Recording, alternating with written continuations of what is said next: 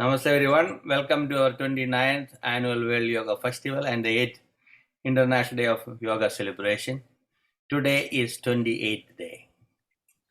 We had beautiful 4 weeks with the different activities. Especially I have to mention Yogasana sports. That was the new theme we had this year. Our Congresswoman Meloni inaugurated the celebration. 23 countries are participating in the championship. I hope it will finish the result by 30th. So today we have a group of speakers, and we are partnering with the Shantigiri Ashram, a special day for us. Additionally, I want to invite my longtime friend, that is Sri Ravi Vaidyanatha Shivacharya, the Director of Religious Affairs at the Hindu Temple Society of North America. Namaste. Namaste ji. And Hindu temple, we call Ganesh temple as a first Hindu temple established in North America. And Swami Bo was so involved with that temple. Actually, I met Swami Bua when I came to America, even though I met him in childhood. We reconnected, we made the relationship very solid. And recently, one of the street named as Ganesh Temple Street, I was in that celebration. Without delay, Reviji is very active in interfaith activities in New York, so tri-state area actually. And the president of the temple also very active for interfaith. And the emblem of the temple shows 5 major religions that is they chose earlier, So that's the part we had to acknowledge a temple bringing other religions and allow everybody to enter in the temple. That's very important. Without delay, I want to invite Sri Ravi Vaidyanatha. Floor is for you. Namaste to all of you assembled here. I would wish to start with a small prayer. Om Sadha Shiva Samarambham Sri Kantacharya Madhyamam Asmat Acharya Paryantam Vandhe Guru Paramparam Vagharta Vivasam Brukto Vagharta Pratipattaye Jagatah Pitarau Vandhe Parvati Parameshwarau Arogyam Satkavitvam Mati Matulabhalam Kantimayu Prakarsham Vidyam Aishwaryamartam Sutamapi Labhate Stotra Surya Prasadhat Om Shante Shante Shanti. I being the first person to speak, I just thought I'll start with a humble prayer. Praying my Guru and then the Lord Shiva, who is the Loka Guru, and also the Lord Surya, because morning time, it's always good to do Surya Namaskara. So that apart, I follow Agamic tradition. I studied the Shaiva Agama Shastra. So I would just add a few words about what yoga means for an Agamic person or one who follows the Shaiva Agama especially. So I won't take much time. Like common this thing, like yoga, like anyone else understand, we also understand in our Agama. Yoga is a union, and the union of the conscious individual self with the universal self. Of course, we also use the yoga in the common term as a form of personal discipline, which is more important for us when we are into ritualistic work. And in our religious language, it is the union of the mind at the feet of the master or the supreme being. Agama has 4 padas like Charya, Kriya, Yoga, and Jnana. Jnana is also called as Vidya Pada. Kriya Pada is a tantric part. The Kriya and Yoga are mantra part, and Jnana or Vidya is a philosophical part. This is how our understanding. And now let me talk about how the yoga comes into picture into our this thing, or play a very important role in us. Like puja, japa, and homa and sacrifices, they themselves are considered a sort of yoga practice for us.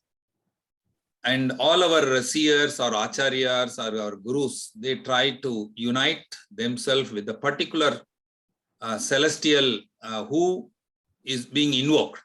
So that merge with the Supreme. So that union is what we understand as an yoga practice.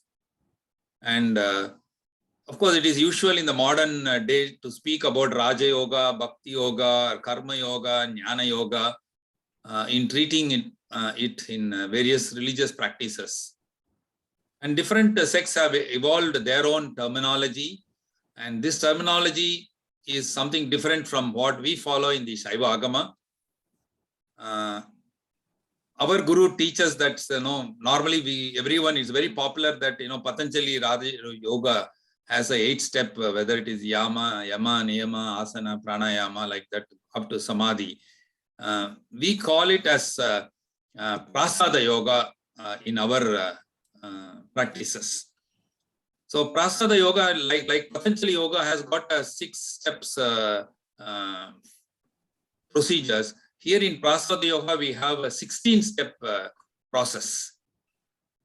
And this Prasada Yoga is another sort of training to feel the power of Sushumna Nadi or Kundalini Shakti, which is like a coiled serpent, all of us know, and it takes through the 16 stages for us.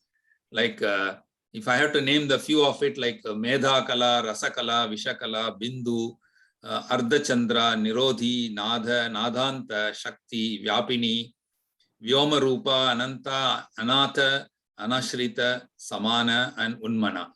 And beyond Unmana is what we considered the Brahmarandra or the Dwadashanta centers.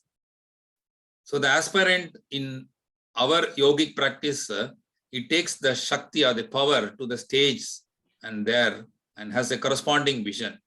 So we call it as a Shodasha Kala Prasada Yoga.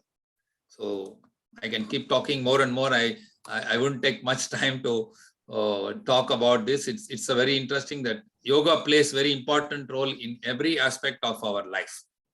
So whatever that I have understood about yoga, I just shared with you, and I am willing to hear from others and like to learn more. Thank you and namaste to all of you. Thanks, Guru Dileepji, for giving me an opportunity to share our view.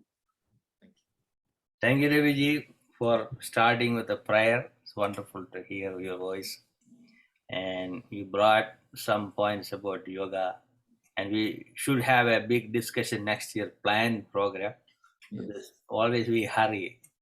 Next year is our 30th celebration. Oh, very nice. Each day a separate program. We'll plan it. Thank you. Appreciate it. Say hi to namaste to our Madaji.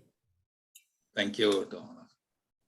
So now I like to invite our partner, long-time friend, and the moderator of this program, that is Professor Dr. Gopinathan Pillaiji from Shantigiri Ashram.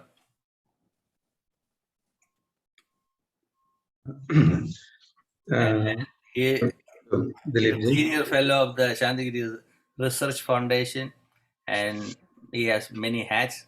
Without delay, I want to invite Professor Flourish for you.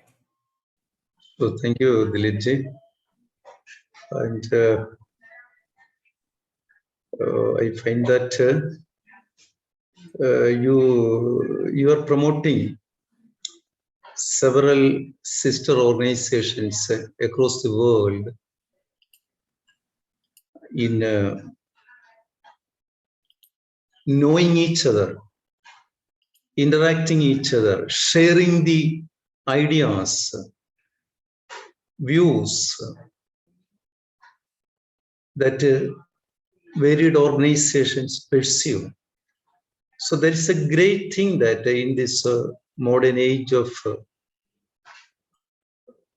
where modern technology has united people across the world. It is a great thing that you are doing. And we all know that your mission, that you have made great strides in this path. And Shantigiri Ashram is thankful to you for offering this opportunity to share something on Shantigiri movement and the teaching of the founder Guru, Navajyoti Sri Karunagara Guru.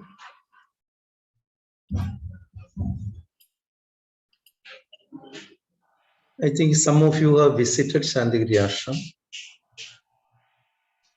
And Shantigiri Ashram is a global spiritual movement that seeks to address the lingering, unresolved human predicament.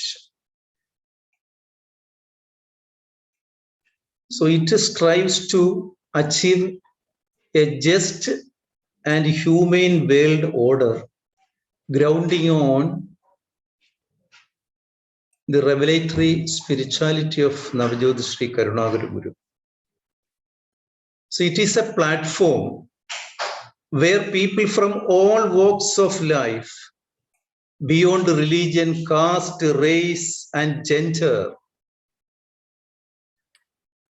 join together and work together to achieve a humane world order through self-transformation and social transformation.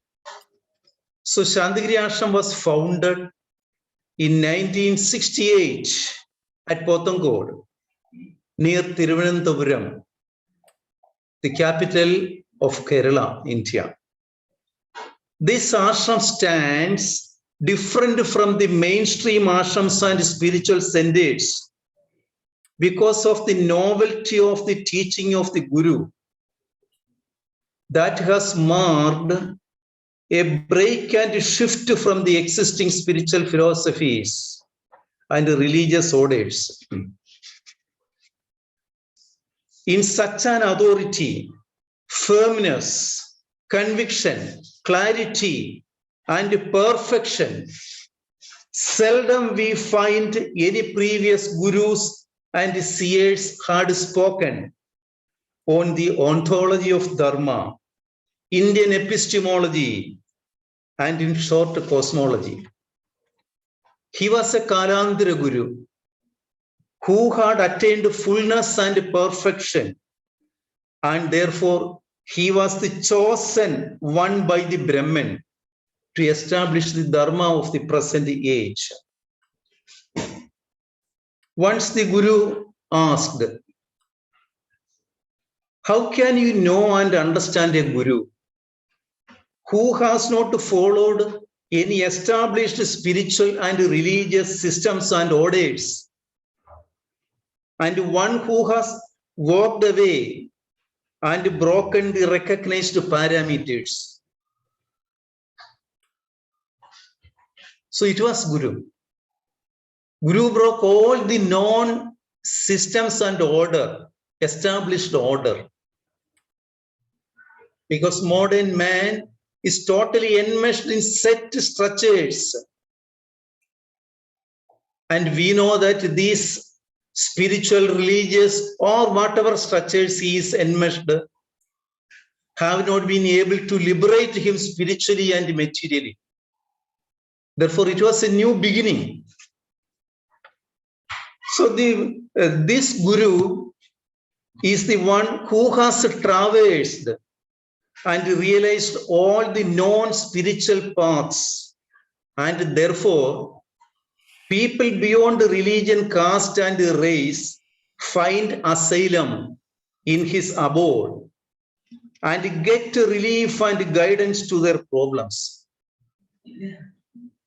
This Guru accepted people from all walks of life, good and bad, poor and rich alike, and guide them to a righteous life. So once O.V. Vijayan, a literary genius of Kerala, stated that the previous gurus and acharyas have already said many things that the Guru has said now. But nobody has said and explained the unresolved issues and riddles in spirituality in such a perfection and clarity as Guru. So this Guru was born in 1927 at Chandirur, near Cherthala, Alapi district in Kerala. And he was born in a financially poor family, in a waterlogged area of Chandirur. At the age of, when he was 9 months old, father died. He underwent a lot of hardships, untold hardships in his childhood. He could not speak till the age of 9. People thought that he was dumb. But it was a different thing. At the age of 9, when he started speaking, he was sent to a country school where he remained for 3 years. But he did not study anything because God had destined that he should not go after the Abhara Vidya like Adi Shankaracharya and many other great saints, acharyas, who went after these Siddhantas, and that way they could not fulfill their original mission. So then there was, that way Guru's life story. I hope that somebody else will narrate a little bit in course of time. But we find that after that 17 years, at the age of 14, Guru left home in search of the ultimate truth, and he reached at an ashram run by Shivagiri, and he was in the Shivagiri institution for 17 years, and then several spiritual developments take place. Ultimately, he moves to a place.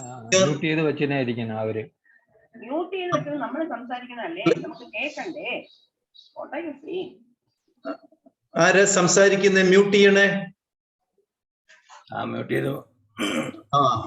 So that way he moved to another place.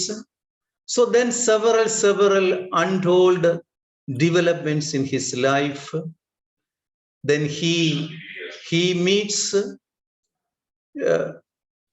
a guru, a Muslim saint called Patani Swamigal, and that Muslim Avadut or saint was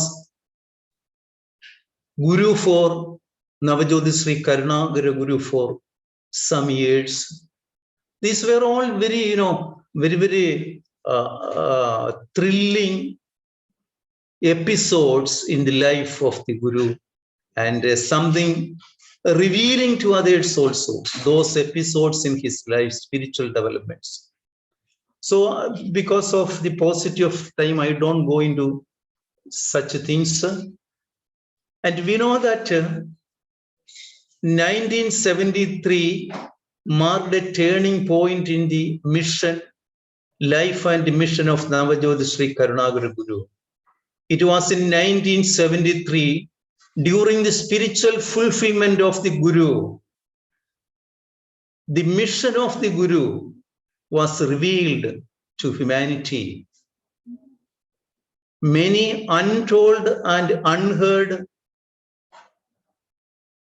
facts were revealed, and the words and visions received during that time constitute the foundation of Guru's teaching.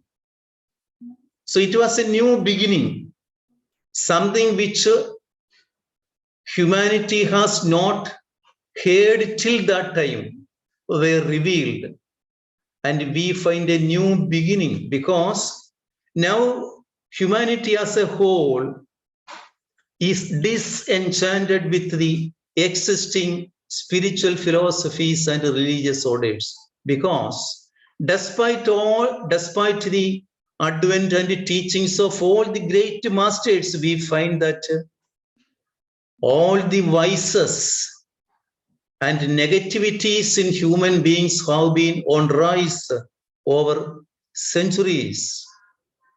So we have lost hope because people now believe that these are all part of life. Miseries, sufferings, exploitation, calamities, all those things offered by spirituality and religion have been an ideal.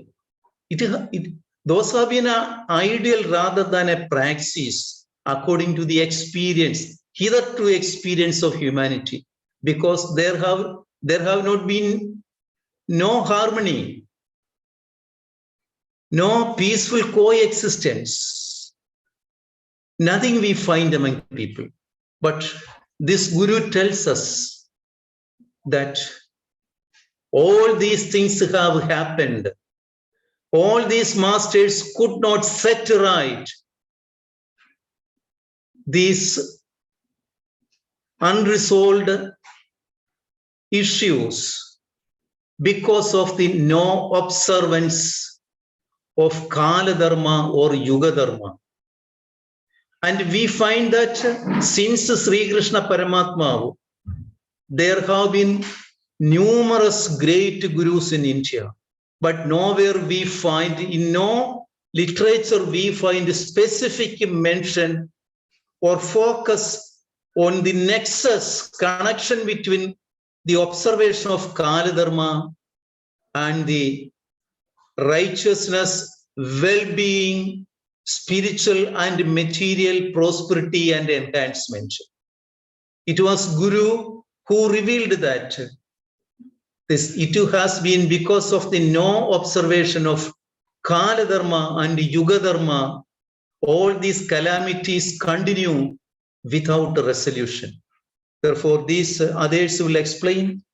So let me remain here, and I would like to invite Carlos Guzman to make the first presentation. He was on this platform earlier also. So Carlos Guzman is located in Mexico, and he is a long-time devotee of Shantigiri, and he is a person who has plenty of spiritual experiences, and that he runs an NGO in Mexico called Nanma, and through that platform he disseminates the teaching of the Guru. And I welcome Carlos Guzman to make his presentation.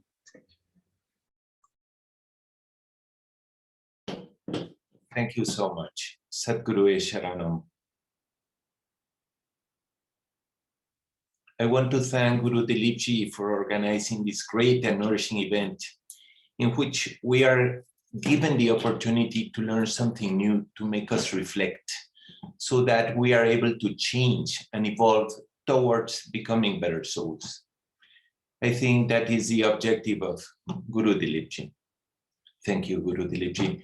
The theme I'm going to talk about today is the new spirituality of Navayoti Sri Karunagara Guru. But why do we say new spirituality? Because this path is something new that now is being given to the world by God's will. Now it is time to receive this precious spiritual knowledge so that we can have the opportunity to evolve spiritually at a much higher pace, with a lot more ease and less suffering. First of all, I want to narrate in brief what has been the greatest experience of my whole life. That is my experience on meeting Guru for the first time, being that day of paramount importance for me, for the development of my soul. I was a Catholic Christian by birth, and since I was 5 or 6 years of age, I wanted to become a Catholic priest. So when I was 14 years of age, I served in a church, helping the priest while the Mass was being performed. I did this for some months, but could not find fulfillment, so I abandoned this task, and I realized that I was looking for something else. I turned to books on Hinduism, Buddhism, Christianity, metaphysics, yoga, self-help, all of them. I used to have occasional spiritual visions, paranormal visions from childhood. And now visions became more frequent. In these, beings dressed in white with enormous auras taught me about the universe, spiritual planes, spiritual evolution, how the energy flows in our body, etc. So many things were there. I also had visions regarding different astral planes and also the souls that reside in those planes, from demons to heavenly beings. I was also informed that we were living in a very precious era, and that a great spiritual change is taking place in humanity. I thought that all this knowledge had to be shared with others. And in 1980, I started to give lectures on these matters. Also began teaching meditation and appeared on radio programs and TV talk shows in Mexico. It was about June 1991 that I started having some very special darshans, that is internal visions, of an elderly and serene person calling me by extending his arms towards me. At first, I did not attach much significance to this, but as time went by, I started feeling a real urge of the soul for making a trip out of my country in order to meet him. While meditating, I used to see him, so I inquired where he was, and immediately I saw a map of India in a vision. I knew that he was living in that Asian country and that I had to go and meet him because he had something very, very special for my spiritual growth. So at last I decided to make this journey, and I talked to my wife about this, and she agreed with me for going away for a period of 3 months. I wanted to visit some other countries where by visions I could see myself inhabiting those places in previous births.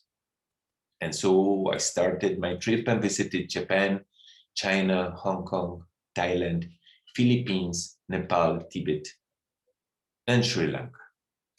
All through the journey, I had many visions, and I was guided by celestial beings dressed in white, which used to tell me where to go and what to do. It was like I was being instructed. It was a yatra, all this trip. Also, I had been having internal visions on the Guru's previous lives and the great relationship between us. We had been together in many previous incarnations, and in some of them, we maintained a very, very close relationship. I encountered, obviously, many problems in this trip. This is a normal thing, because when you are going to receive so many blessings and to meet such a great soul, tests must come. Remember that a beautiful lotus grows from the mud. In order to grow and gain wisdom, evolve, you must emerge from the mud. So you must overcome all the pain by understanding that the problems that come into your life are nothing more than blessings that you need to evolve your soul. Suffering plays an important role as a catalyst, which helps trigger reflection, understanding, and makes the soul evolve. But evolution can optimally take place only if we accept that suffering as part of the spiritual package created by God. That spiritual package has only good things, never bad things. Some are pleasurable, some are painful, but all are good and nourishing for the soul. We must remember that. Remember that God is perfect and we only receive what we deserve. Perfection is in creation. I remember meditating in Sri Lanka, asking my spiritual guides instructions where to go, and I was told to fly to Madras, and so did I.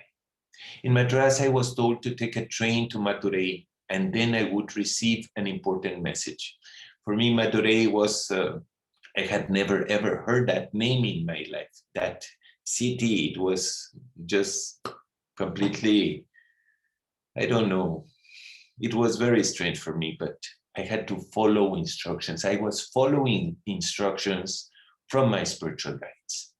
I was very much confused by this time because I was traveling from south to north till then, from Sri Lanka up. But I was certain that I had to go south once again, and that was the instruction. So I started my trip by rail to Madurai. The train was going to depart at 5 p.m. and something just great happened, astonishing. It was around 10 minutes before 5 and suddenly a man comes inside the train. He sees me and he turns towards me, sits down, but without pronouncing a word. He just takes out a pen and a piece of paper from a small cream suitcase and writes down the name Brahmashri Karuna Karaguru Shantigiri Ashram, and he hands that to me. I was just completely shocked because I did not demand anything from this man. I told him that I was coming all the way from Mexico, searching for a very special person for me. And then I questioned him, why are you giving me this information? He replied, I felt it that way. Then I asked, do you think that the name you have written on this paper is the same that of the man from my visions? He did not answer. So I asked once again, and he replied, yes, that is it. I felt the same way at that moment, and hence I told him that I wanted to meet this person. So he gave me precise instructions on how to reach ashram. I remember next morning I got a train ticket and departed to the ashram. And while standing in front of the main gate, I could see a hemisphere of white light covering everything and every single soul within that ashram premises. That light was illuminating, purifying, and nurturing everything and everyone. At that moment, I had an internal vision informing me that the light connected to the soul of this great master, that was the one that was nourishing and evolving all animate and inanimate matter. This was astonishing for me. I didn't know this could happen from the light of a jnani incarnated in this world. The Guru was not there at that time, so I decided to depart to Ernakulam, where the Guru was staying. By morning, I got into the house where the Guru was, and the moment I sat down outside the entrance of the living room, I could perceive waves of tremendous light emanating from the room where the Guru was.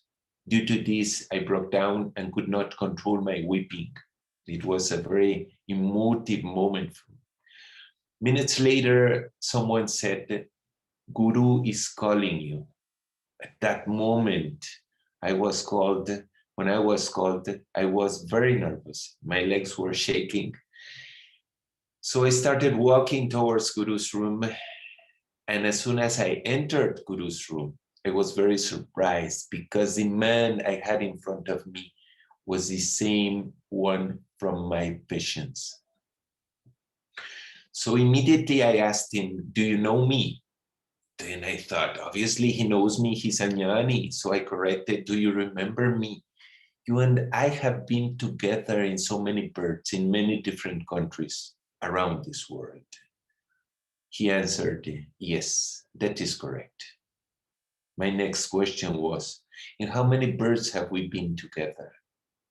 In thousands of births, he replied. The answer made me certain that he perfectly knew about the relationship with me from past lives. That was the beginning of a great relationship, and I'm sure that day was the most important in my whole life. As time went by, I started to understand the greatness of such a guru, of such a great soul through life's experiences and spiritual visions. Guru used to talk to me, to teach me through spiritual visions, which made me all this aware and completely sure that he was a fully realized guru in the spiritual sense, like no one else in this world. All this I had seen in visions and can testify about this great truth. There are different paths towards spiritual realization, though the completeness of this way is not available in any other known spiritual path. And this makes this path the best spiritual line that will lead us to the fulfillment of our soul. Navayoti Sri Karunakara Guru is a completely fulfilled Guru, and the knowledge, the light, the love he has gotten are greater than those of any other living being on this earth. All this I have perceived and confirmed through spiritual visions. It is not something that somebody has told me, or no one has convinced me to follow this path, and not even the most advanced devotees. For me, this is not the case. I have been convinced through spiritual visions informing me about the enormous spiritual stature of our Guru. I have experienced a great spiritual transformation within myself since I met our Guru. But not only me, but everyone can have such spiritual transformation. It only depends upon us. We only need faith, devotion, surrender, and obviously performance of karma based on dharma, based on the spiritual law, based on the spiritual script for this era, based on Yuga Dharma. And we must strictly follow the path of our Guru. That is all. Before meeting Navayoti Sri Karunakara Guru, I thought that my knowledge was complete, universal. I was a little bit stupid. I gave several lectures regarding psychic healing, astral projection, meditation, use of astral energies, all things like that. I also participated in several radio and TV programs talking about these topics. At that time, I felt powerful, egocentric, and full of wisdom. But as time went by, I realized that the knowledge received in my visions and through books was very limited, and that this knowledge was only a very, very small part of a universal wisdom that I found in my Guru. He was really full of knowledge, full of the spiritual knowledge necessary for you to learn, understand, and attain mukti, spiritual liberation. Nowadays, I feel like a tiny speck of dust floating in the air compared to the greatness of my Guru. Thanks to him, I got corrected and enlightened by his grace. And the light, knowledge he has got are very necessary for all of us to attain spiritual liberation. We must remember that bookish knowledge cannot lead you to full spiritual enlightenment. That is impossible. Only a fully realized Guru can take you there. I can divide my life into two stages. One, from the time I was born till 1991, when I had the opportunity of meeting our Guru. And another one from that day onwards till today. The amount of spiritual evolution that my soul has experienced since I met my Guru is gigantic, enormous, out of this world, compared to my initial stage before meeting Guru. Shantigiri's path is called Guru Margam, the path of the Guru. Remember that everyone and everything in the universe is in a constant change. Impermanence is one of the main characteristics of the universe. A Greek philosopher named Heraclitus, who lived 500 years before Christ, said that no man ever steps in the same river twice, for it's not the same river, and he is not the same man. Everything evolves in the universe, everything changes, everyone changes, everything is in a constant change. I have a friend in Mexico that is a doctor and once said to me that great part of the medical knowledge becomes obsolete every 6 months. Electronics evolve at a tremendous pace also. Only 40 years back, there was no internet, no mobile phones. Now we have enormous high-definition TVs, and the first laptop was created almost 40 years back in 1983. And nowadays, a laptop in the market, a single laptop, can be thousands of times faster. And it can have thousands of times greater capacity in storage than the previous one, and certainly be much, much more efficient. I want to make you understand that we are living in a very special era, in an era of change. Everything is changing. Nowadays, children are born more awake than years back, with an increased intelligence. We can see that. And a genetic change is taking place within humanity. That is a fact. But just as science is evolving at a very, very fast pace, mental and physical capacities in humans are also in a constant change, evolving. And similarly, a great change is taking place in spirituality. There are so many prophecies that talk about the coming of a new age in which we are now. According to the Mayan prophecies, December 22nd, 2012, the world would come to an end of an era of false and erroneous beliefs in the spiritual arena, to give birth to a new period where a new and real spiritual wisdom would be given to the world. For some reason, this knowledge that once reigned in this planet was eclipsed for millions of years, and now it is God's will that this new and pure spiritual wisdom be known to us and prevail on earth for all eternity. Our Guru Navayoti Shri Garunagara Guru has got the mission to give us such knowledge, such pragasham, such light in order to make us evolve towards spiritual liberation.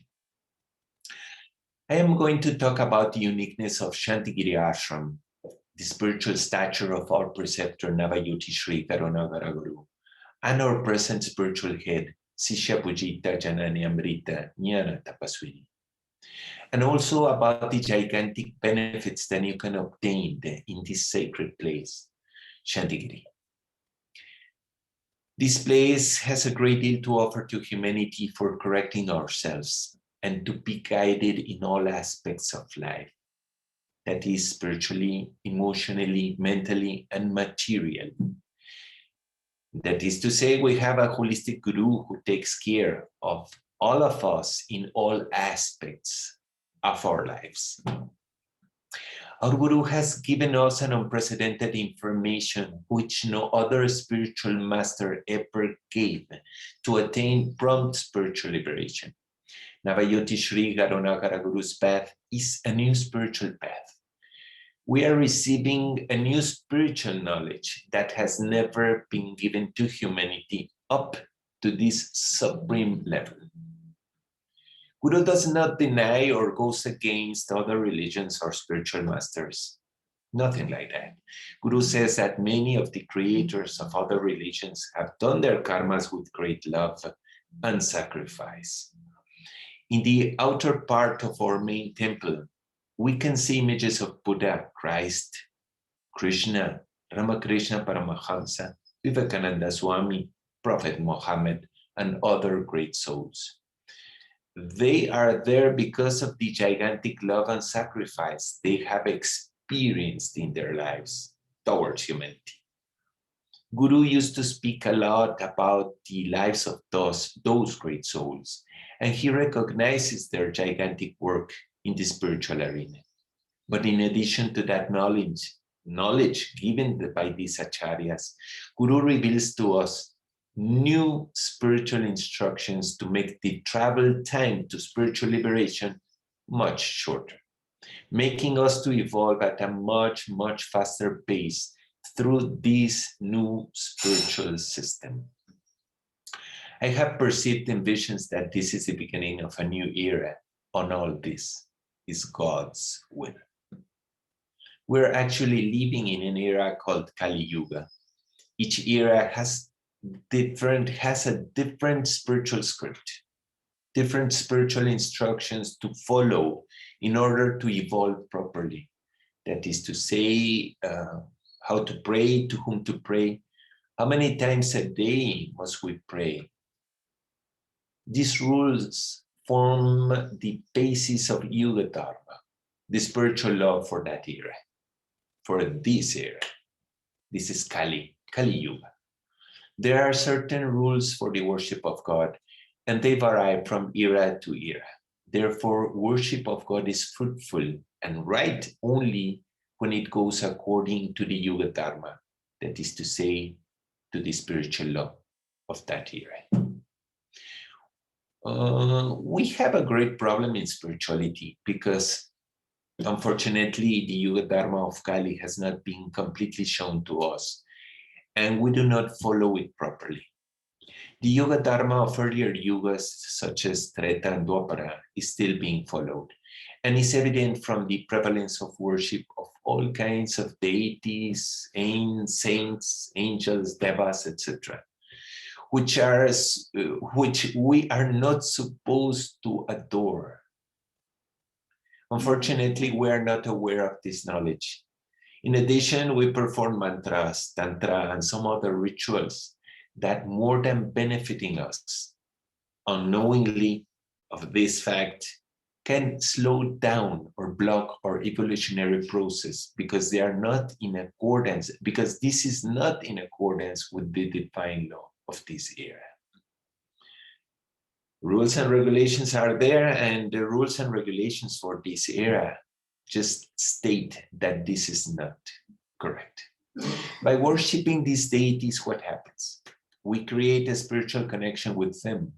So we merge into their energy, and the stains that their souls have because of past wrongful actions in them contaminate our souls, creating in us tremendous problems that will be present in this life or in future incarnations, such as sicknesses, emotional problems, calamities, physical deformities, mental retardation, and all sorts of things, bad things.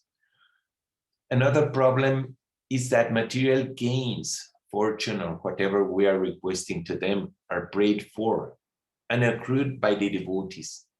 But then the deities take away in turn from the devotees punya, that is the merit or light within the soul, bhagyam, good luck stored in the soul that we acquired by performing good deeds, causing then the lowering of our soul. This happens because we pray to angels, devas, or any sort of deity. And this is because this is contrary to the dharma of this era. This mode of worship was permitted in Treta and Dwapara in previous eras, but not in this one. Anything not in sync with Yuga Dharma will certainly create problems in our life, because this is going against God's will. The present age in which we live now is Kali Yuga, an era of great spiritual upliftment, where we can evolve at a much faster pace than in previous era. This is the age of Guru Margam, the path of the Guru. Through Guru Margam, though Guru Margam has been in vogue in all ages, it is only now in Kali Yuga, or actual era, when the light of the Guru illuminates in fullness and the Supreme is worshipped and attained through the Guru. That is to say, a fully realized Guru is absolutely necessary for our correct spiritual growth, leading us to spiritual liberation. This great soul can help us to live and act correctly, enhancing our growth spiritually, emotionally, mentally, and materially. Remember that we have a holistic guru.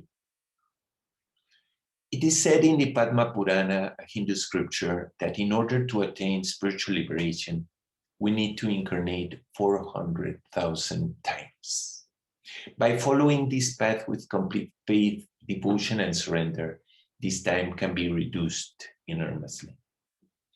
Our guru once told me that he had to incarnate 400,000 times.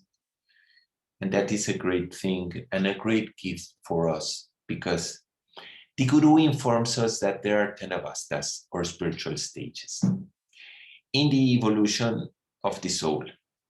To attain mukti, or spiritual liberation, you need to reach at least the 7th avasta, that is Ishvara Sanedana.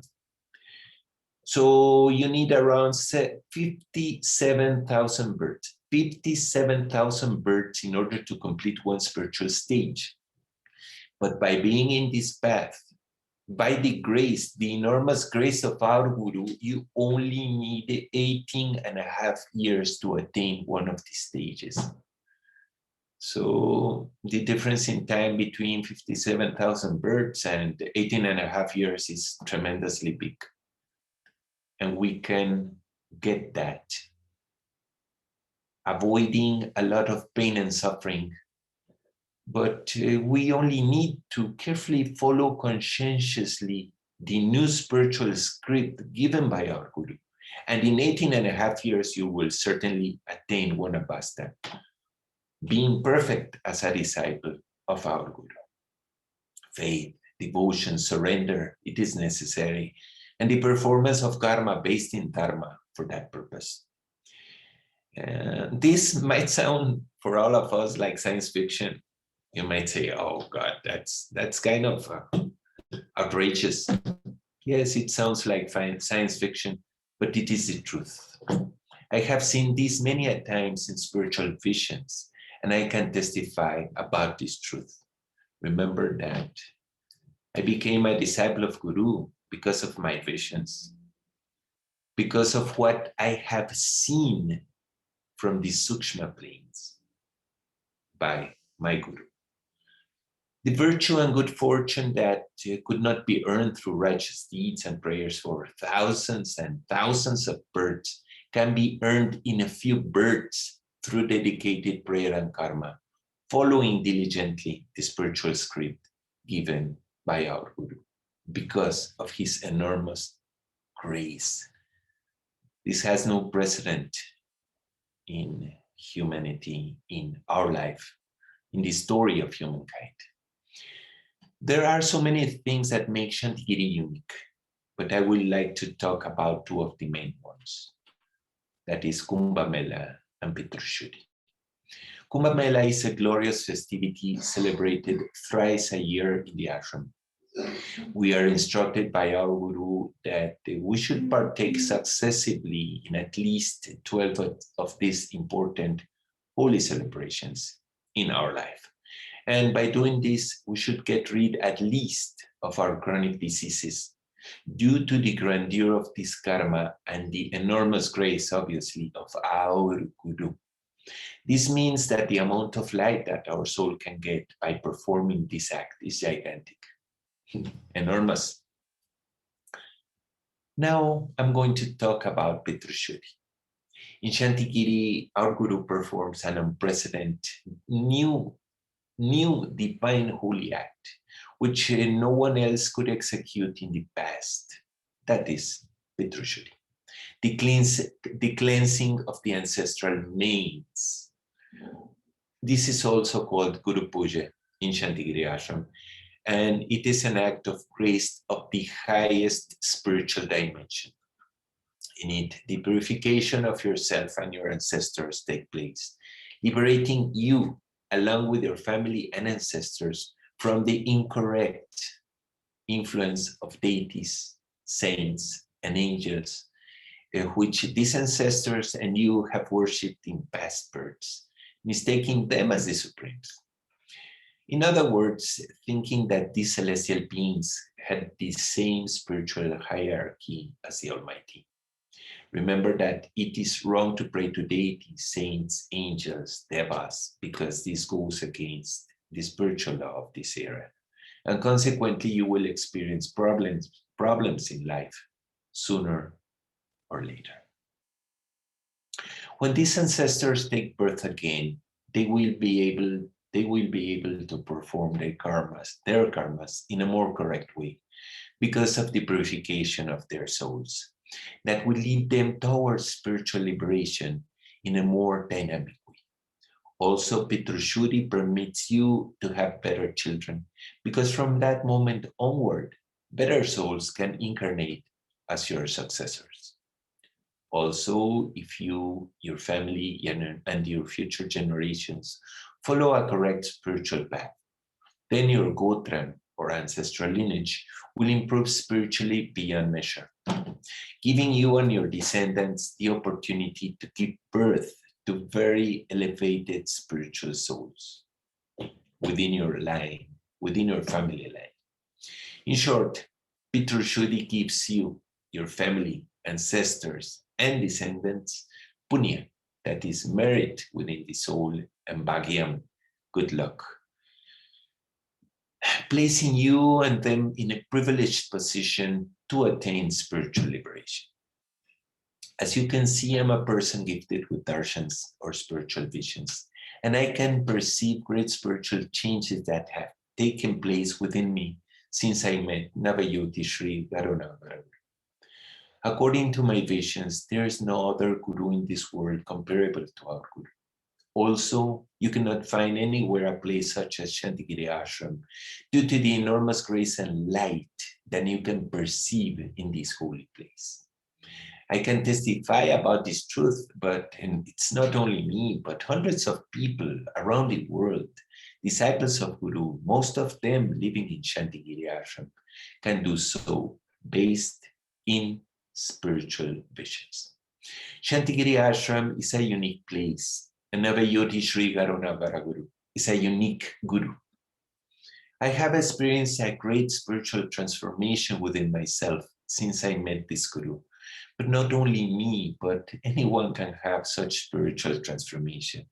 It depends only upon you. It's not a matter if you have visions or don't have visions. It's a matter of having the intention and putting attention in what we do, following a spiritual script that our Guru has given us to liberate ourselves at a very, very fast pace, because of his enormous grace, obviously. And this planet is like a big school where we come to learn, understand, and apply a correct spiritual path based on the divine spiritual law, that is, Yuga Dharma, in order to evolve correctly and in order to attain spiritual liberation. That is the one and only transcendental reason for incarnating on Earth. I invite all people around the world. I invite the people that are listening to this speech about what I have expressed.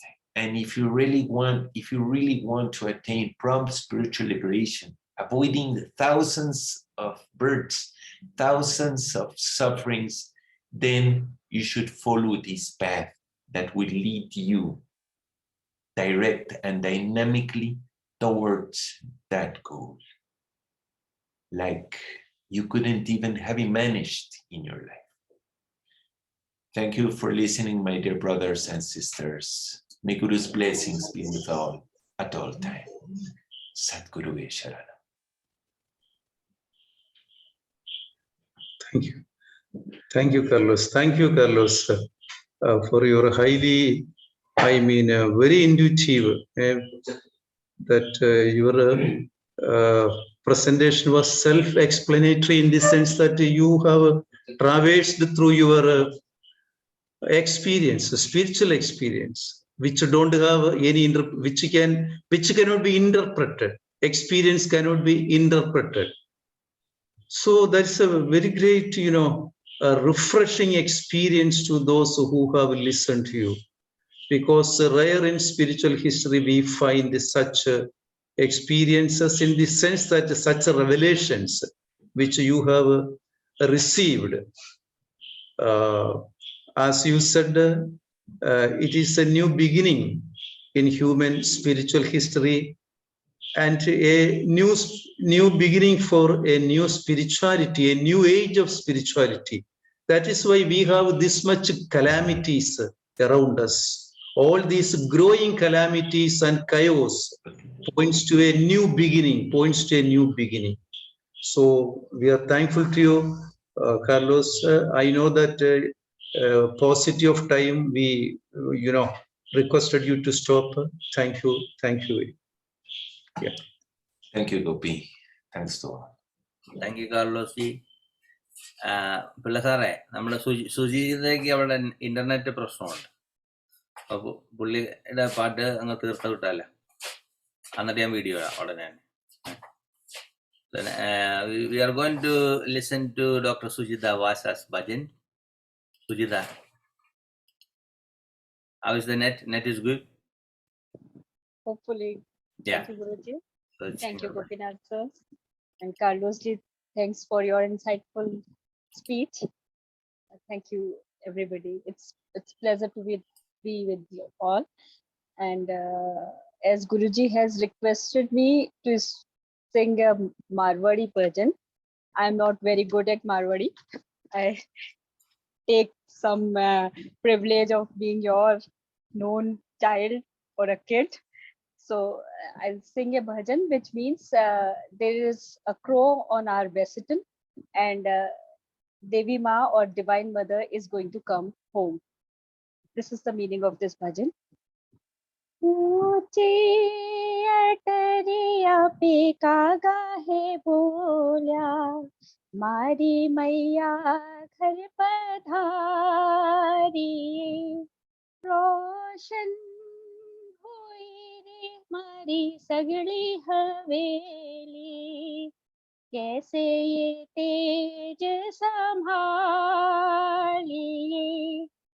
ऊंची सी वेदी मारी माता विराजे, प्रकाश फैल्यो जगे मायने,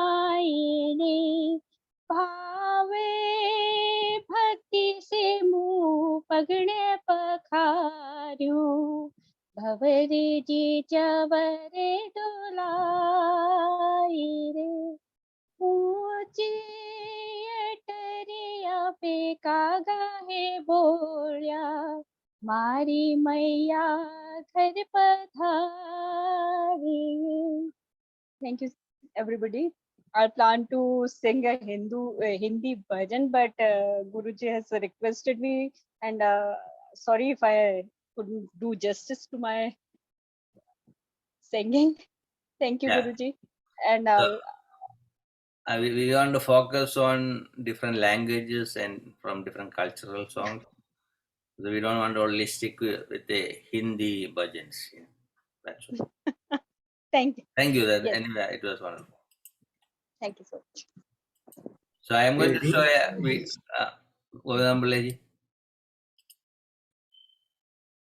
play the video.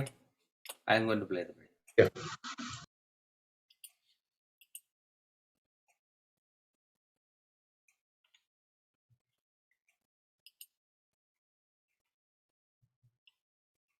What happened?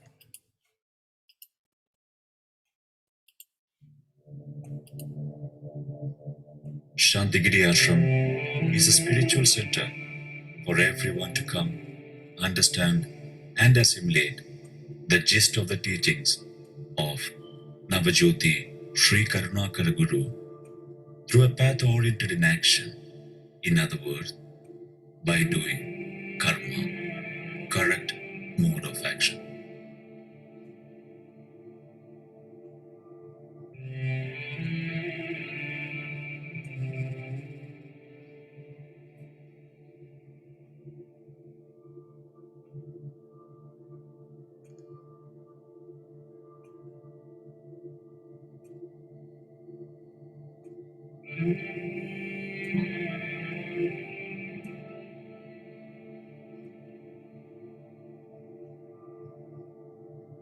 free food and accommodation are provided to all people who visit the ashram.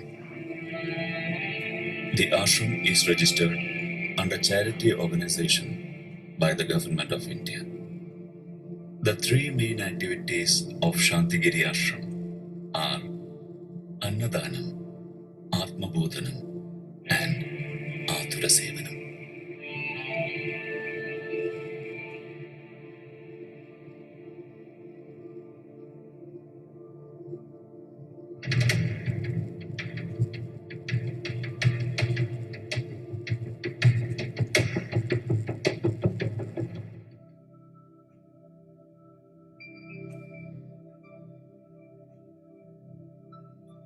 Guru gave prime importance to Annadanam. Whenever someone visited the ashram, Guru asked them first to have food and then talk to him. The hunger of well-being of the body has to be addressed first, as the body is the instrument for the functioning of the soul. Thus, thousands of visitors to the ashram and to any of its 22 branches are served food 3 times a day.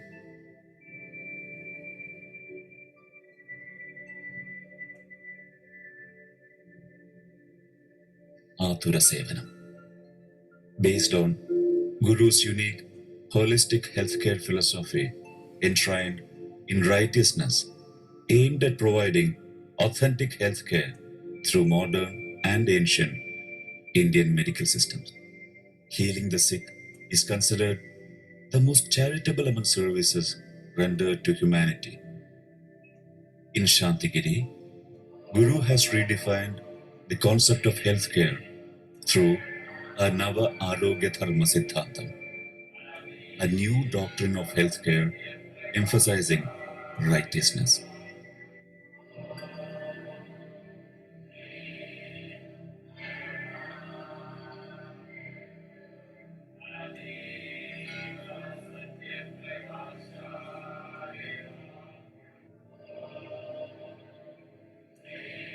Atmabodhanam is the need of the hour for a world suffering from distress related to belief systems. In Guru's words, the very truth, the method, and medium of Shantigiri Ashram is to enable people to reach the goal of oneness of humanity, forgetting caste and religion. This is the true track to secularism. Guru is continuing the efforts by great spiritual masters like Sri Krishna, Prophet Muhammad, Jesus Christ, Sri Buddha, and many others who took birth for establishing and guiding humanity towards a new world without borders.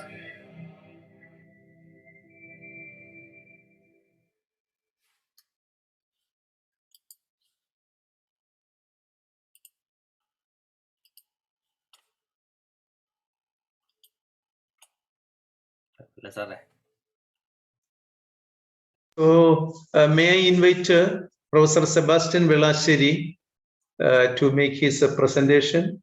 And we know that Professor Sebastian Velasheri is currently a senior fellow in the Indian Institute of Indian Council for Philosophical Research. He was a former professor, Punjab University, and he was emeritus professor, UGC emeritus professor, visiting professor of JNU.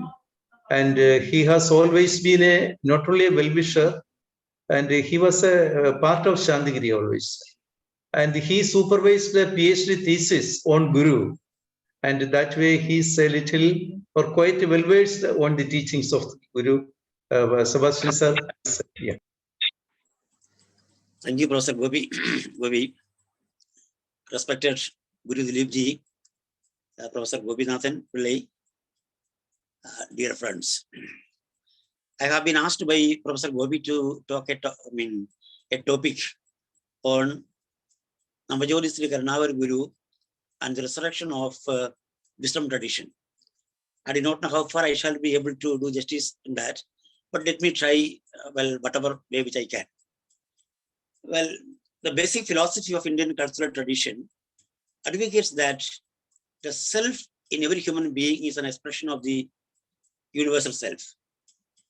This spiritual culture was disseminated through a line of spiritual masters who are known as gurus, and the system came to be known as Guru Sishya Parampara, or the wisdom tradition. Thus, Karnar Guru writes this way: there are two parts in Hindu worship. I am quoting from Dialogue on Human Prospect, Chandgiri Ashram. It is written by Karnar Guru, translated by O.B. Usha, and prefaced by O.B. Vijayan, pages 72 and 73. There are two parts in Hindu worship.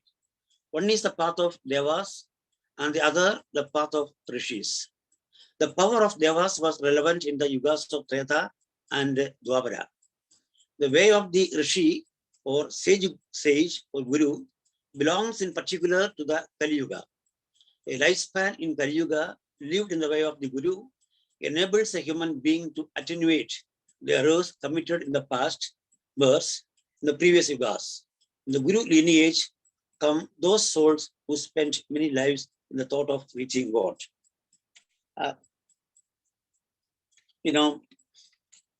Yes. So unlike the Guru tradition, which is also known as the Sanatana culture, there was another tradition in this culture, which is called Haindava culture. Haindava culture or Haindava tradition is especially known for its ritualistic methods. Haindava culture laid more emphasis on the metaphysical concepts such as Atman and Brahman, and thereby focused on the idea of liberation or moksha. As a result, Nishrayas, or the liberation of self, rather than abhyudaya or social development, became the chief concern. That is, philosophy and philosophical thinking was reduced to the idea of individual liberation, rather than the liberation of the society from manifold evils, including casteism. The issue now is this: how are we to understand the placement of individuals in Yuga Dharma as lived and practiced in our everyday lives? We understand that the laws which regulate the relationship between individuals with the other individuals and his or her relationship with the cosmos define and delineate in some ways the nature of things themselves. According to Guru, spiritual vision is not an ordinary perception.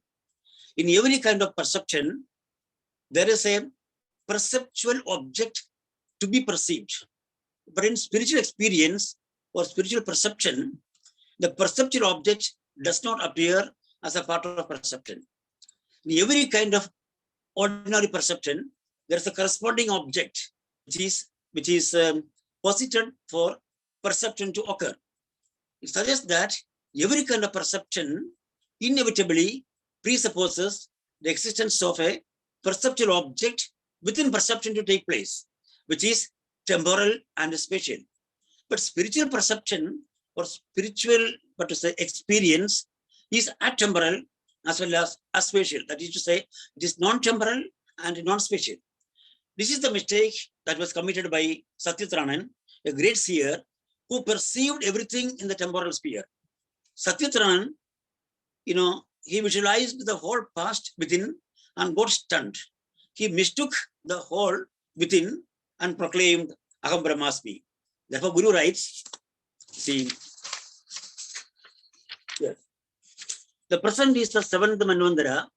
In the 3rd Chaturayuga of the Manvandara, a great man in the tradition of Manu perceived that there is no action in this world that is not Manu's. He saw this in planes, the Sukshmam, the subtle, and the Sthulam, the corporeal, the Karyam, the effect. Out of this experience came the Chaturvakyas, the 4 great enunciations. The first one is Aham Brahmasmi, I am Brahman, the absolute. He proved it to the people with the power of logic. He was full of his oneness with the Brahman, which he went on to mistake for himself being Brahman. Yes. Now, according to Karnavara Guru, Satyatranan's perceptual mistake involves a egocentric aspect also. In the Guru tradition, Guru is considered as Brahman. It is the Brahma Nishchayam, the will of Brahman. The will of Brahman or Brahma Nishchayam is a concept which is considered as a noble contribution to Indian philosophy by Sri Navajoti Sri Karnavara Guru. In fact, Guru is the state of authority that is authored by Brahman. Since Brahman is formless, Guru is the objective form through which one is able to worship the formless Brahman. It does not mean that Guru can be equated with the Brahman. Guru Brahman identity is not an essential identity, but solely a functional identity. I would like to repeat that sentence again. Guru Brahman identity is not an essential identity, but it is a functional identity.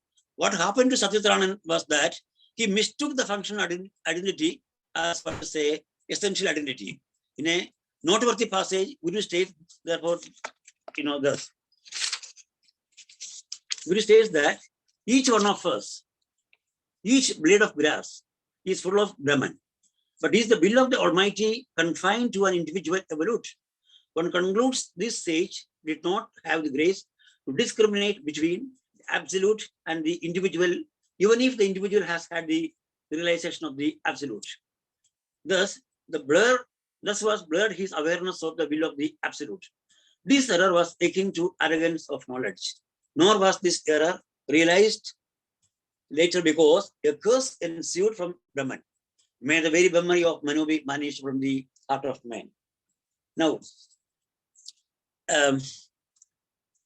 Guru therefore, categorically asserts that the individual Atman is not the same as the Supreme Soul. It is only a fraction of it. Hence, we can say that, or we can, Guru contracts the Mahavakya, Aham Brahmasmi. Outcome of such a conviction resulted to the pronouncement that Brahma Prakasham stands for the light emerged from the Supreme Self. Therefore, Karnavara Guru redefines Brahma Jnanam as Triloka Jnanam, which is to be understood as the knowledge that comprises the past, the present, and the future. It has the status of the merging reality of both the pramana such as Shabda and Pratyaksha. Such knowledge is attained through the word of God, which is conveyed as truth, and each yuga has its own truth. Therefore, Guru writes, yes, I have been repeatedly telling you that from time to time, such great men are born as would establish the wisdom appropriate for the yuga. Through sacrifice and grace of God, they attain wisdom. After earthly life, these jivas ascend to good planets and stellar spheres.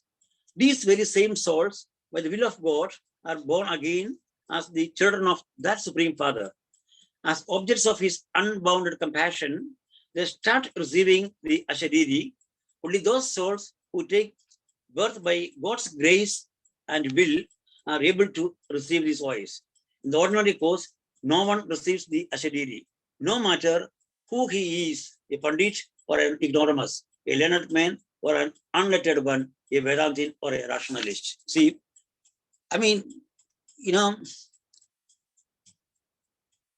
after having said this, I think, I would like to come back to the basic philosophy of course, I'm a student of philosophy, basic philosophy of a Karnavara Guru. According to Guru, modern civilization has done considerable damage to human pursuit towards a virtuous life, as it is ingrained in material progress. In fact, we are living in a state of contradictions, ambiguities, and inbuilt anxieties, which is the landmark of modern times. Modernity, with all its accomplishments, if it can be called accomplishment, has entered into our physical frames.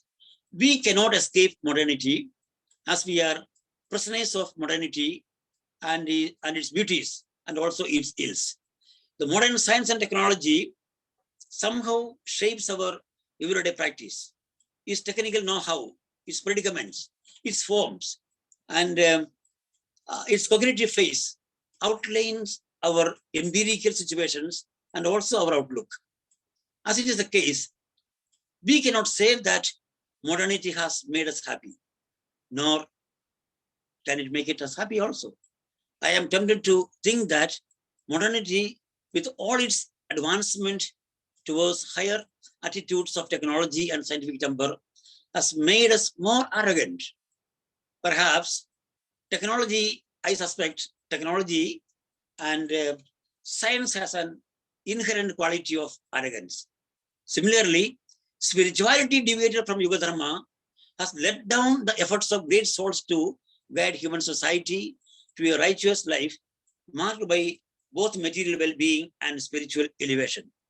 The basic premise of Guru's teachings, I think, can be enlisted as the following. Number one, the basic reasons of the present fallen state of human life are the unquestioned pursuit of spiritual and material life, contrary to Yuga Dharma, and consequent on an error occurred to a great rishi in a yore and a subsequent curse from Brahman. Number two, since the present spiritual doctrines and worship systems are not in agreement with the Yuga Dharma, they are not only irrelevant in the present times, but also leads to human miseries and astral pollution. Three, therefore, a new spirituality, a new understanding on spirituality and worship system in accordance with the Yuga Dharma is the need of the times.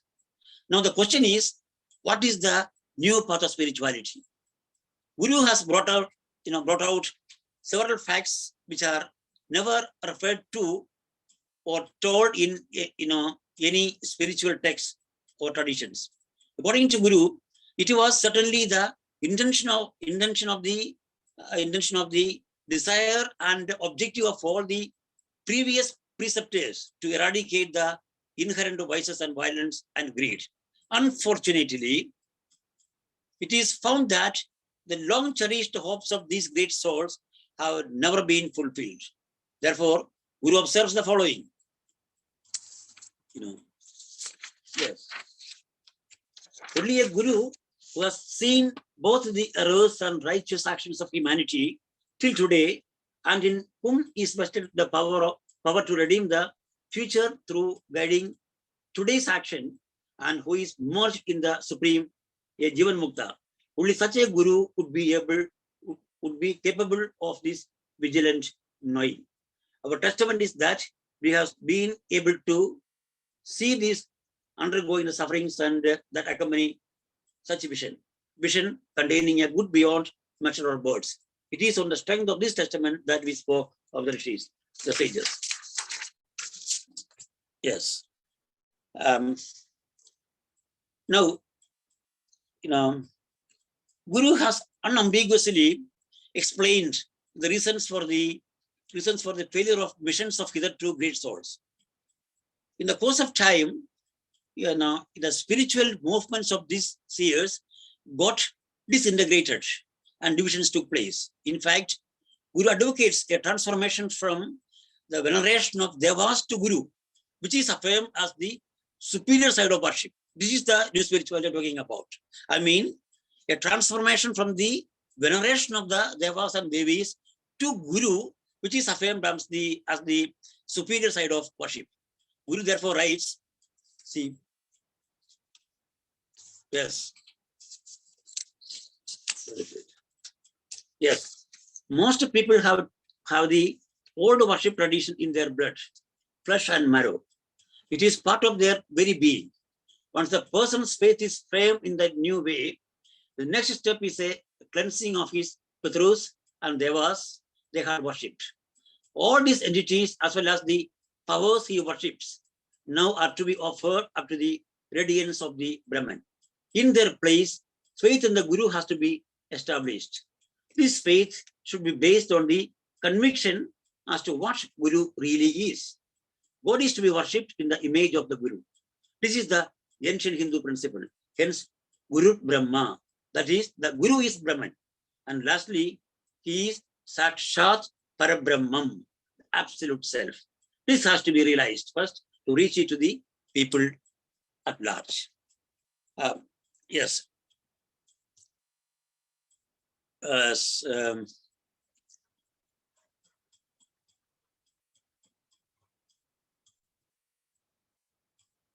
So according to him, if our ancestral minds are not liberated from their, fallen state, that will cast a shadow on the course of our life.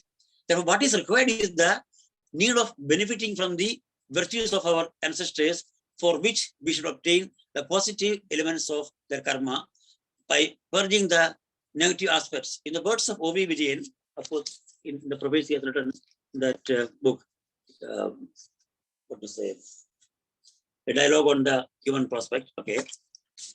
Vijayan says, Shandagiri Ashram, which is Kanar Guru has set up near Thiruvananthapuram, has no doubt a core of renunciates and seers, but is sustained by a large number of resident householders. They are the task force of the Guru, and he expects them to cleanse themselves through right action and right thought and become vehicles for a purer progeny in which will be born the evolutes of the future. The ashram's mission is predicated on the certitude of such births as the revealed will of the absolute. Yes. So, in the words of Guru, again, yes, it is the householders who should take particular initiative and come to the forefront to propagate the ideal. Men and women should, in the mechanics, if living, act only on the basis of mutual respect and affection. The family has unity and wholeness then. Such love fosters generations of good children. It will be easier for such children to acquire the vital knowledge for living.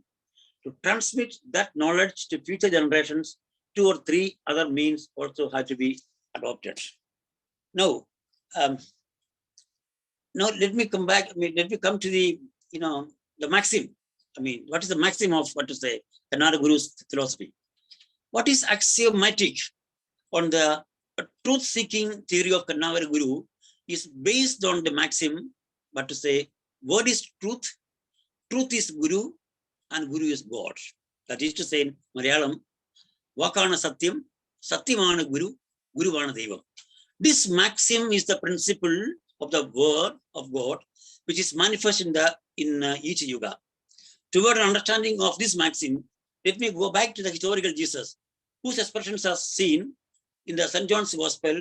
St. John's Gospel begins thus. The St. John's Gospel, chapter 1, verses 1, it starts this way. In the beginning was the Word, and the Word was with God, and the Word was God. The same was in the beginning with God. All things were made by him, and without him was not anything made that was made. In him was life, and the life was the light of man. And the light shines in darkness, and the darkness comprehended it not. Yes.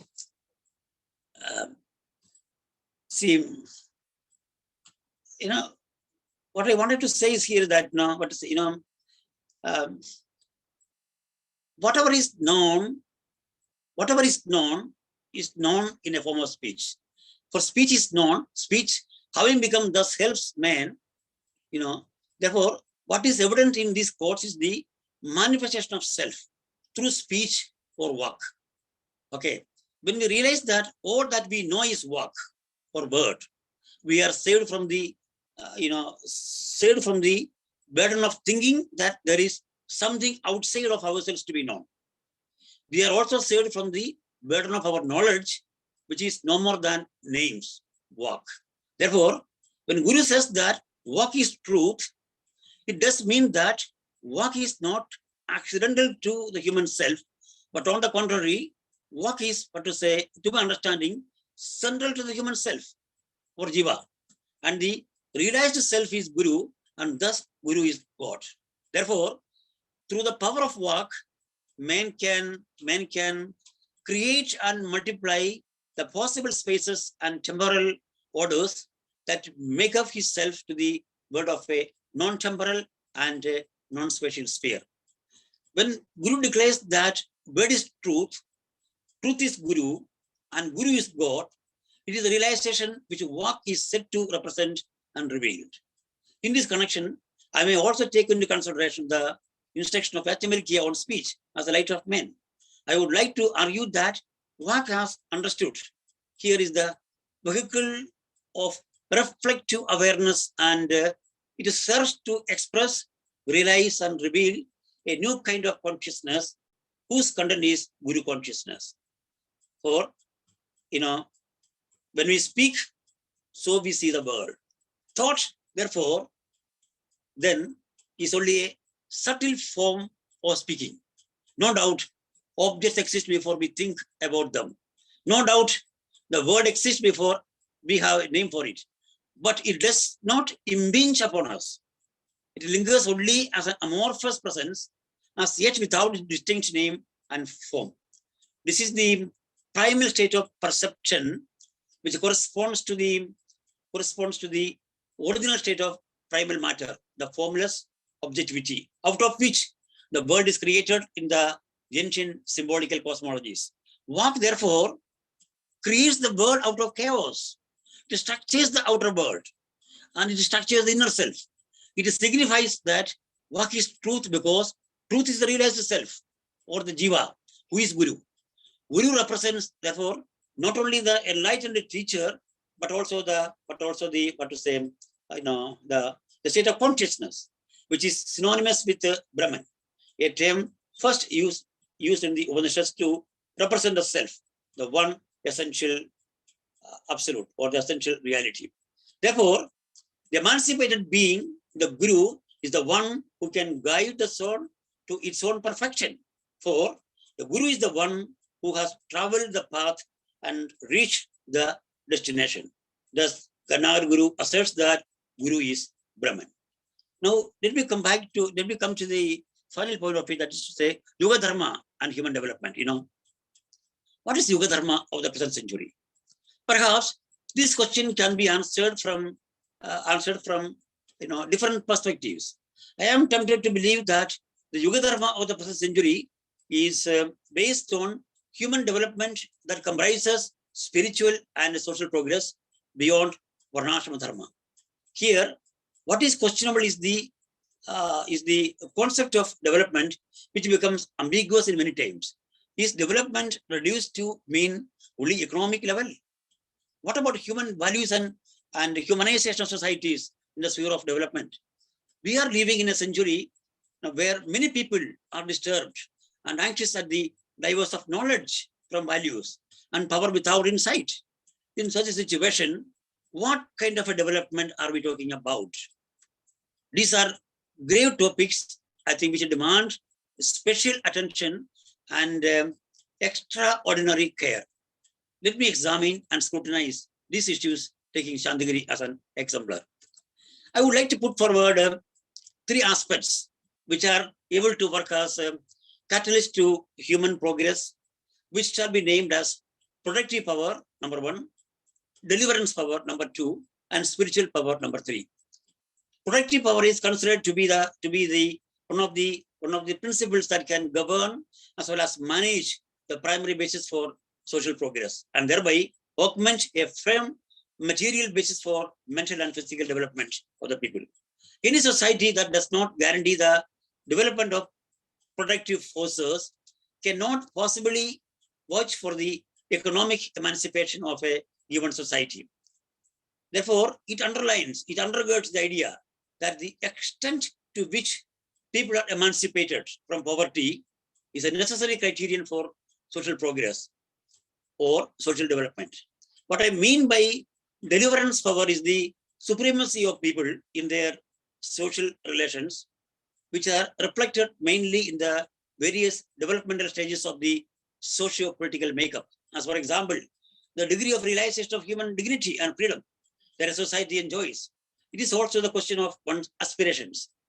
Even after 75 years of political freedom, I think many of our people, especially those marginalized in terms of caste and color, are not able to aspire for something which is beyond the absolute necessity of his or her life. Most of our people, at least some of our people, if not, are not delivered from their ascribed identities that bind them eternally in a disparate position. I am sure that the bird's eye view of Shantigiri and the manifold activities that are taking place over there provide us, it provides an idea and depth of the meaning as to what we understand by deliverance power. Shantigiri has been empowering. I would like to underline that Shantigiri has been empowering people irrespective of their religion and caste, and thereby providing them skills that could lead them towards what I call deliverance power. And lastly, the spiritual power. Spiritual power is the third aspect of human development in relation to social progress, which is independent of religion, economy, science, and culture. It is my firm opinion that the main problems of India must be pondered in the light of the spiritual disposition that is alien to a strategy founded on self-interest or on power achieved at the expense of making a group of people marginalized and untouchables. Let me put the same in palpable language. It is the gradual and consistent justification of inequality and caste-based discrimination as an ideal social order in our society, Varnashrama Dharma, by the powerful. There has been always a gap between moral values and practices which enabled the Hindu society to justify social inequality and discrimination in many forms, and even in the form of untouchability as an acceptable virtue, which got its social sanction also. Guru's words are pertinent here. See, yes.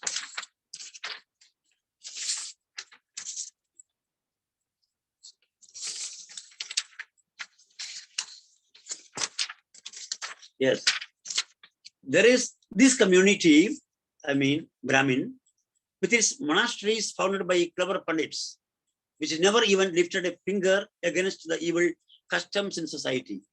These pandits deceived us with the talk of Sanatana, Advaita, and Aindava. This is not to blame them, and it does not mean that they are to be driven out to make the rest progressive. It is very, what to say, revolutionary, So the three aspects that I have mentioned above, the productive power, the deliverance power, and the spiritual power, we can bestow human development as the Yoga Dharma when we give adequate importance to the human subject as a creative self.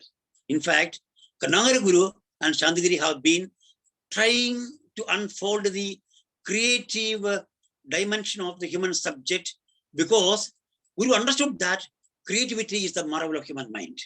It is an aspect of human intelligence and is grounded in everyday ability such as conceptual thinking, perception, memory, and reflective self-criticism. In fact, creativity is a basic faculty of human spirit, and social change is an outcome of human creativity.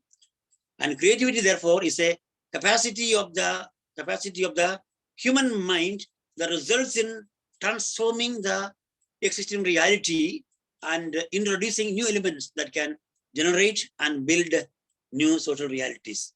Man is only moral being whose intimate world, consciousness, and conduct function in terms of not only utility, but also of beauty and good. There's a wide range of human authentic experiences such as hope, will, competence, commitment, love, care, wisdom. I think these are, they require a thoughtful scrutiny with regard to the idea of human development. In fact, Karnagara Guru, in his lifetime, had been striving to provide such an ideal of human development that it has fuller capabilities of recovering and discovering the human self. Therefore, I would like to say that where there is creativity, there is social change. In man's case, being creative as he is, as the existence of men necessarily implies it. There ought to be creative capacities of men, which he articulates in his life situations in society. Therefore, physical well-being is merely a sufficient condition for the concept of creative self, and cannot be regarded as a necessary condition. I must also include in our characterization the mental aspects of creative selfhood, such as the cognitive capacities and our activities of perceiving, imagining, reasoning, judging, and deciding. The latter, it embraces our being able to choose the conception of good life. Therefore, it is my argument that a person's conception of good life, Shreyas, rather than prayers. Shreyas means that which is good, and prayers means that which is pleasant, is the basis upon which the meaning of a creative selfhood is based, and the results of which are self-confidence, self-esteem, and self-assurance. As to conclude, yes, I would like to emphasize here that the Indian or the Hindu tradition must be considered as a tradition based on Guru Chetana. Whatever be the case, the unique tradition was able to postulate and maintain that all realms of existence are continuous, the physical, the vital, the mental, the spiritual, and are perfectly possible for one order of being to be transformed into another. In such a situation, in such a tradition, and a worldview, where the pattern of life events are interdependent, Guru is seen as a unitary consciousness. And therefore, Guru is variously called Brahmajnani, Brahma Sakshatkari, and Brahma Anubhavi, etc. What this tradition emphasizes, therefore, is the experiential realization where Guru Chetana is Brahma Chetana. Guru, therefore, in this tradition is not merely a person from the Western perspective, but a unitary consciousness. This positive notion of Guru has always had an identical or unchanging meaning in both the Indian philosophical tradition as well as culture. More than by mere accretion, Guru Margam has managed to incorporate the great achievements of human self-discovery, for which in turn it has been what to say, both the stimulus as well as the goal. Accordingly, Karnagari Guru in this culture and tradition remains a creative and transforming center. This is the affirmation of what I call of existence of a sharing in Sat, Chit, and Ananda, and reflects the meaning of the transcendent for man and of man in the transcendent. Variously termed charismatic personalities, paradigmatic individuals, or characters that meld role and personality in providing a cultural, epistemic, social, and moral ideal. The gurus, they supersede, the mere historical facts.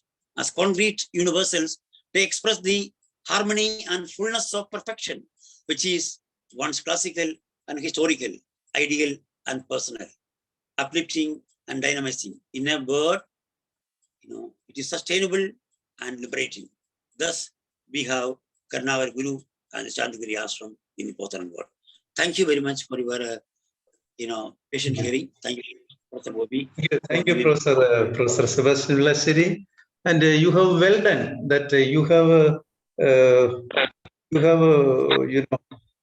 made such a deep glimpse into the basic teachings of the Guru from a philosophical standpoint. That is a metaphysical standpoint.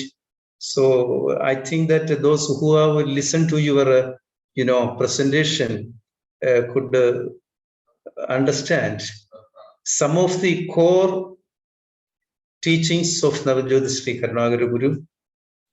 And I think that our Srigala teacher has always been, advocating that we should bring out the philosophy embedded in the teachings of the Guru. Then only people can properly understand it. In that respect, you have done a great job. Thank you, Professor Sebastian. So, thank you. So may I invite Professor Srigala M. Nair, because she has been waiting and she is very busy with other work also. Even then, since as Professor Sebastian, she has always been a part of Shantigiri family and the Shantigiri movement. And therefore, whenever she gets time, she has cooperated with us in all our pursuit. And she is the director, International School of Sri Shankara Studies. She is a professor, Department of Philosophy, Sri Shankaracharya University of Sanskrit, Kaladi. She was also a former professor of Nalanda University. So, Srigala teacher, please. Thank you, Gopinath ji. Am I audible? Yes. You're audible. Good evening to all. Good evening to Dileepji, Professor Sebastian, and all my friends, Janardhan ji. It's quite late in the evening, and then I shall be very, very brief because you have heard extensively of own Sri Karnakara Guru's philosophy. And as a matter of fact, most of us are very, very familiar with his thoughts, and we have heard extensive talks from Sri Carlos as well as from Professor Sebastian. And I was enjoying the talks of both these friends of mine that in fact made me speechless, and I don't feel like speaking much. But nevertheless, I've been asked by Professor Gopinath ji to speak on the Dharma paradigm, revisited, a vision from Sri Karunakara Guru's thought. This is the title that I have given to a very small paper that I have cut short several slides because it's quite late in the evening, and then I don't want to really test the patience of our friends. So friends, at the outset, I wish to acknowledge the great contribution as an academic in the field of philosophy. I am indeed grateful to the contributions of Shantigiri Research Foundation, which has been offering to the academic community intense services by organizing international seminars for more than a decade now. And I'm proud and happy that in most of these endeavors, as Gopinath ji was just mentioning, I was a participant sailing along with them ever since they were ushered to the platform of academic philosophy. So this evening, I'm asked to speak on the changing paradigms of Dharma, a very significant issue with special reference to Sri Karunakara Guru's thought. When I visited the ashram of Guru for the first time, what struck me most was the practical extensions of most of the theories and philosophy that we have learned in the classrooms. You learn in the classrooms, you repeat in the podiums and dioceses and forget about it. But there I have seen the practical extensions of these philosophical principles. I was also filled with awe and wonder reading some of the sayings of the Guru written here and there in the ashram, like Father is the sky, Mother is the word. And that really caught my attention. Mother is the word. Insightful assertions that in a way carry the sum and substance of Indian culture. Just a few minutes before, Professor Sebastian Malashiri was speaking about Vagvai Brahma. So this Vag, the speech and its inner implications, there can be a lot can be spoken about it, particularly for people like me and Professor Sebastian who work in the field of hermeneutics, but then I don't use this platform to speak on that. So, and also the lifestyle prescribed in that small video that Dileepji has played. You have seen the lifestyle of the people. So this lifestyle prescribed by the Guru also speaks volumes on his thought. In a world where, people live aimlessly without any values, here you have a life pattern set by Sri Karunakara Guru, which is exemplary. Instead of repeating the metaphysical principles like parrots, as we all do, most of us, we do that in the field of academia, there you will find renunciates who engage themselves in creative reinterpretations of Hindu thought and life norms. And today I'm going to address that. So the very fact that this religion, that is Hinduism, stood the test of time vouchsafes that this religion might have evolved down the ages. It wouldn't have been the case that Hinduism has been strictly following the Smriti instructions since the times of since the pre-Christian era. That cannot be the case. Had that been the case, then Hinduism wouldn't have survived. So definitely it was undergoing changes down the ages, refining itself to suit the changing times, though it is very hard for us to accept that. One concept that opens up avenues for contextualization of the theories and principles in Hinduism is Yuga Dharma. Yuga Dharma was very often referred by both Sri Carlos as well as Professor Sebastian.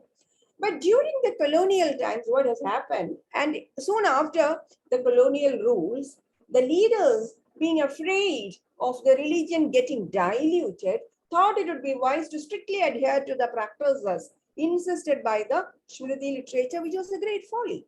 But this insecurity, this kind of insistence arose from the insecurity brought by, the colonial aftermath.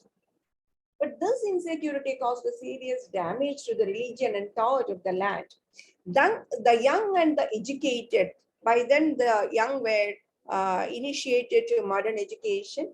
They saw in it only a couple of principles unviable and impractical to the changing society, and therefore they lost all respects to Hinduism as such. Remember that the virtues of modernity has already percolated to this land along with the colonial rule by then. So the young trained in modern education saw nothing worthwhile in the age-old customs and traditions fostered by the religion, and were all too willing to reject all of it. So what happens is, due to this, age-old customs and practices and blind beliefs, we are also throwing away the valuable metaphysical principles and the whole lot of it as one single baggage.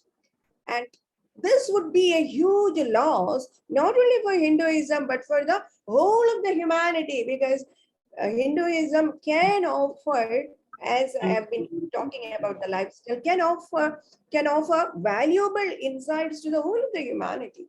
So some leading scholars took the position that all is well with Hinduism. And since Sanatana Dharma by definition is infallible, nothing can go wrong with it. They prefer to sweep neatly the ugly questions regarding caste and gender. For instance, what is the status of women in ancient India? No, that is all perfect. Women were regarded and they were given equal status to men, and they will give 101 instances. But pretty well we know that women were marginalized. So is the case with the caste system, which Professor Sebastian has referred to. So these ugly questions of caste and gender were neatly swept under the carpet to maintain the religious surroundings neat and tidy. But accumulating the dirt and hiding it away from the public gaze does not undo it, does not wipe it out. The dirt is always there. When we, Shantigiri Ashram, I was also party to that, when we organized an international conference on Yuga Dharma, I'm sure Gopinath ji remembers, in Shantigiri, we have decided to undertake this huge task of recontextualizing the customs and traditions ordained by the Smriti literature. The action plan was set for it, but however, it did not work out due to multivarious things. But nevertheless, as late as this, still we could take it up, and I call upon Dileepji to support us in all ways, so that this has to be done. As I often say, that Hinduism has to be retained as a pravaha, a flow, a river, which refreshes us and which keeps enrich the lands of India, which is otherwise dried out. So before we take up Yuga Dharma, a few words are in order with regard to the concept of Dharma itself. What is the concept of Dharma? The concept of Dharma bears in it both the ontological and ethical shades in it. It carries an intrinsic adaptability and evolves along with changing times. While the basic ontological principle from which the moral norms emerged stay permanent across time and space. Today we had a program in international school, and somebody was speaking about the eternal values in the changing society, written by Swami Ranganathananda. So there were eternal values in the changing society. So these eternal values are, which I have referred to as the basic ontological principles, which function as the foundational principle that provides the axiomatic bedrock for the superstructures. Now these superstructures can be altered. We can lay our hands, we can alter it, change it, and make minute changes in it as befitting the changing times. So the Apollo is flexible, the so-called the moral norms. They're flexible because they should be made adaptable to the changing lifestyles and engage in the dialectic movement of the nature and the culture. So the nature and the culture, there is a dialectic movement. There is an interaction that has been happening between the nature and the culture. And as a product of this dialectic moment, the dharma as the moral principles is nothing but the santati, the offspring of this dialectic process between the nature and the culture.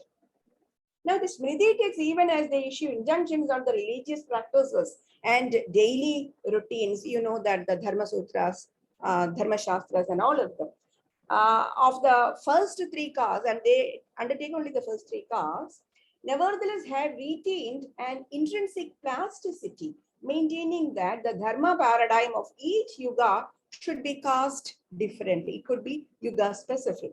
Indian thinkers were quick to realize that a fossilized normative dharma would, quite like the stagnant water, be filthy and turn useless. Instead, dharma was to be kept like a flowing river, drawing boundaries to the cultural landscapes, syncing well with the evolving life world of the people. You know that how a river defines the life world and the culture of the people where it flows, quite like that.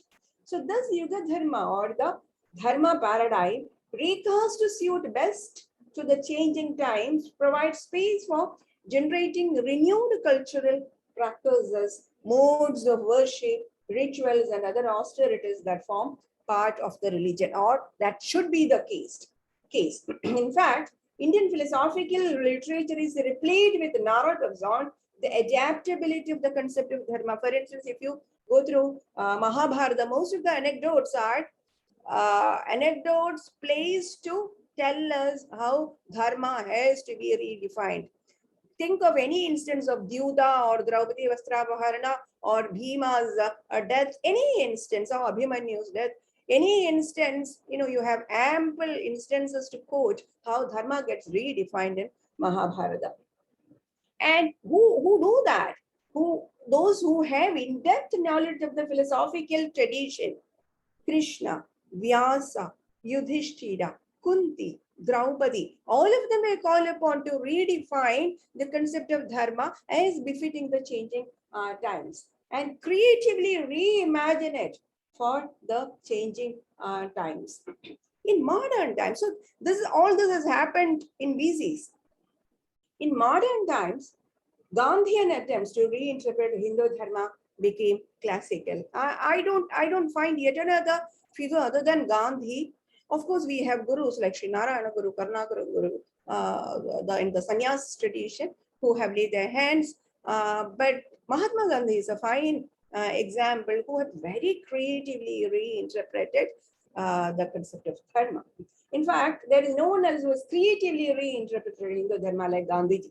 Is a spokesman of Yuga Dharma and one who has laid his hands and reinterpreting dharma as befitting the modern times. He reminds us that one should be allowed to re-engage or redefine dharma only if he fulfills two demands. What are the two demands? Who is an adhikari? Who is empowered to redefine dharma? There are two conditions that he lays. The first condition is that he should have an insider view of the text and the tradition. he should not be someone who is looking upon the tradition from an extrinsic point of view. He should not be an outsider to the tradition. And second, one's inner self should be crystal clear. There shouldn't be an agenda. The inner self should be crystal clear with no preconceived notions other than the deep desire to contextualize dharma. So that dharma is yuga specific, has been underscored by Sri Karunakara Guru. And I really do not want to repeat all that has been said by Sri Carlos in a beautiful fashion from an experiential undertone, with an experiential undertone, and also by Professor Sebastian. Sri Karunakara Guru has been eloquent on the need to redefine dharma as befitting the changing times. When we have organized the Yuga Dharma, if you all remember, we have really attended on the contributions of Guru on redefining dharma as befitting the changing times. So Guru has argued that only the naive and the uninformed would demand that the tradition handed down to us by the ancient masters should be retained intact and should be continued unwaveringly. Such people are those who have no understanding of the notion of dharma and no understanding of how Hinduism down the ages have evolved and retained itself. Little they realize that the orthodox demand to follow the Smriti instructions literally would only help us retain dharma in the mummified form, dead and inactive, and hence non-participatory in a dynamic society. See, dharma has to be a participant in a dynamic society. It should define the society and in turn gets defined. So this is a two-way process where dharma defines the ways and the actions and the lifestyle of the people. Dharma also gets redefined. That has been beautifully brought in by Gadamer. Gadamer, a modern spokesman of the role of hermeneutics, in a way echoes Sri Karunakara Guru when he points out that a creative and committed practitioner of religion, a true practitioner of religion. He is speaking about Christianity, but that is pretty well applicable with regard to Hinduism as well. So a true practitioner of religion, in fact, would constantly be engaged in the task of redefining and contextualizing the principles. When he practices religion, what he actually does is he redefines the principles. This, in fact, is an activity that would go on, though unknowingly, among true practitioners of religion. They might not be aware of it, but that is what happens. In fact, a true practitioner of religion, while engaging himself with the text and the tradition, would naturally bring out new meanings from the text and the practices corresponding to it. He makes slight alterations in the interpretation of the text as well as the practices, and probably that gets unnoticed if it is very minute and becomes a big topic of discussion if it is a major one. Interestingly, such renewing activities, if they are genuine, should be considered as intrinsic to the system, dialectical in nature, and preposed within the system even earlier. As the basic principle of hermeneutics goes in, it is preponed that it's already existing in the seed form in the tradition itself. So you are not a genuine interpretation, a genuine evolution, like, a bud gets blossomed. There's nothing that is extrinsic added to it. It is just blossoming itself. So this blossoming is such a natural activity that which is irresistible, and the force comes from within for the seed to sprout as well as a bud to blossom. So is the case with the hermeneutic, the interpretative activities. As Abhinav Gupta famously says, urdhordhvam aruhya yadardhadatvam dhihi pashyati shrantim avedayandi padam tadadyai parikalpidana viveka sopana paramparana. So padam tadadyai parikalpidana. So urdhordhvam aruhya, as they climb higher and higher, when they go on giving fresh interpretations, little they realize that padam tadadyai parikalpidana, that is already existing in the seed form in the very first text.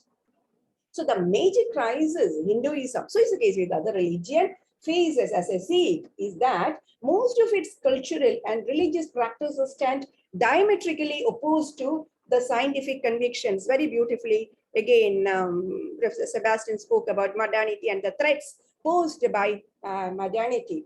So we have currently the religion of science. Science is now the current religion, and scientific convictions are our religion, or the religion of a modern man, the new religion of modernity.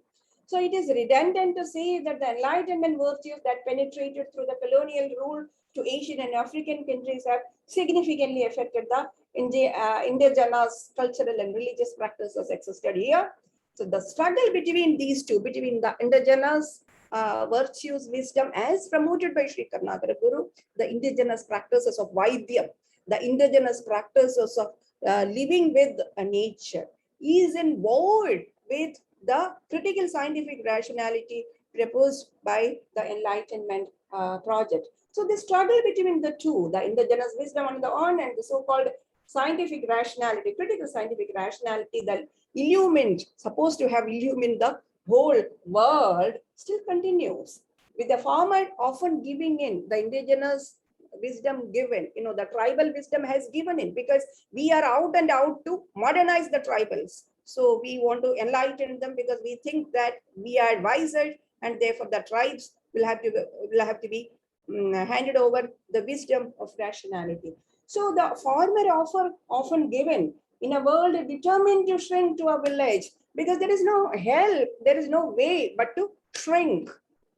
The world is determined to shrink to a village where everyone is expected to have the same beliefs. There are certain beliefs that are marked as the best, sanctioned by the science, and we are in a world where everyone eats sandwiches for breakfast and drinks Coca-Cola, and this seems to be the ideal world, and there is no escape from but to follow this type of practices, eating habits and lifestyles ordained by the new religion called science. So in this difficult situation, reimagining and reinterpreting India's mainstream religion, culture, and tradition as befitting to our times seems to be a hard task. In fact, Guru had to wage war at two ends. Little we realize that on one, he had to wage war. I'm talking about Sri Karnataka Guru. He had to wage war with the blind beliefs within the Hindu tradition. On the other, he also had to wage war with the percolating virtues of modernity, against which he tried to establish indigenous medicines and so on and so forth, which was, the Western culture, which was hegemonic in nature and dominating. So, but the difficulty in accomplishing the task does not suggest that it is impossible. As I'm placing before you that it is a hard task, I do not mean that it is impossible. We can revive our wisdom. What is needed is a well-structured, planned exercise to recontextualize the major dharma paradigms as befitting the times. As a first step, we may, this is the plan of action, and this is addressed to both Dileepji as well as to Gopinathji. As a first step, we may distinguish between what is static and what is flexible in the concept of dharma, the eternal values in the changing society. We can start from Ranganathananda Swami. Remember, it has a microscopic and macroscopic dimensions. Dharma is initially at the ontological level, it has been equated with Rita, Satya, and so on and so forth. And also time and temporality. Sri Karnataka Guru has spoken widely about the concept of time in ancient Indian tradition should also be subjected to study. I still remember that we have made plans to do all this, but somehow it did not materialize. The insights of Sri Karnataka Guru can be highly helpful here. And also revising norms and practices that befit the time is what is needed. It is foolish to argue that Hinduism has never committed mistakes in history. Hinduism is all perfect, as I already argued. To argue that it has been generous with women and other neglected, marginalized communities, again, now, whom are we fooling? Instead, what is needed is to rectify the mistakes committed by our predecessors, or else what is valuable, as I have said, that what is valuable will also be thrown away along with this so-called blind beliefs and customs, which do not stand the test of time. So to err is human, and therefore let us address the gender issues. For instance, I'm just instantiating. Let us address the gender issues. Whether women were given any role in the classical Indian philosophy? Let's discuss gender issues and other impinging social issues with a realistic mindset. Let people with sufficient insight and exposure may be interested in the task of revising the gender practices and social practices without missing out the core and valuable principles. We are late. Probably this seems to be the last bus. Any further negligence would be detrimental and even fatal to the religion. Thank you for the time. Oh, thank you, Srila teacher. So in a short time, you have very brilliantly brought about the essence of the Dharma paradigm. And I understand that you have imbibed the spirit of what Guru has sought to taught. And as you suggested, we will take up the delineation of this dimension because it will give, it will illuminate our spiritual path and a lot of ambiguities involved in the present, Hinduism regarding all such things. People are afraid of, afraid of questioning anything that is called, part of faith. So that way we are getting embroiled in this vicious circle. Therefore, it's a very, very encouraging suggestion you have made, and we will continue our effort, and we all will be together on the. Yeah, thank you, thank you. Yeah, thank you, thank you. So, Dileepji, ആ music ഒന്ന് ഇടട്ടെ. എത്ര minute ഉണ്ട്? 4 minute ഉള്ളൂ. ശരി ശരി.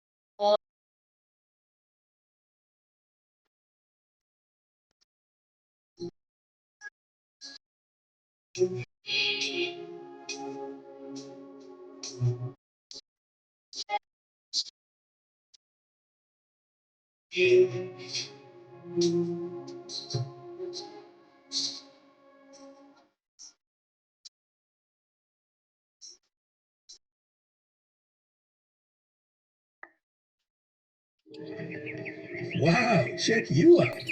It was nice. It was. Yeah. Even in your way. Dileepji, we will invite Menon sir, Janardhan Menon sir, and Rajshekharan sir said he will make presentation on another occasion because no, Finish it. Make it both shorter. yeah, and No, Make it shorter. we can invite Rajshekharan sir on another occasion. You just propose according to the time in the later days. So Janardhan Menon sir, please make your presentation as because time is late. Make it brief, and we all know Actually, that No, wait. sir is. actually, I'm very, very sorry. I think I need more time because my presentation is based Yeah. on my book, which was Yeah. published recently. You want by to do Bloomsbury tomorrow? On You want to do Sandhya. tomorrow? I will present. Tomorrow? I'll present it some other time. No, Tomorrow? not tomorrow. Some other time. Okay. No, Okay, tomorrow I we- have another. Okay. Menon sir, please. Good evening to everybody. It is evening here. I don't know what it is there in our Dileepji's country and whatsoever it is. And we have been bombarded by facts and figures of lot of scholars and embellished by the experiences of a spiritual person called Carlos.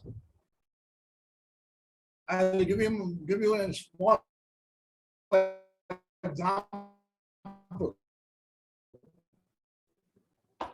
That is when he was talking about it and he just was uncomfortable.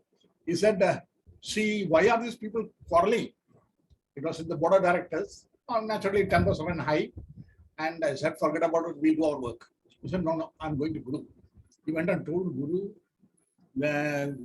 He explained the things he had seen.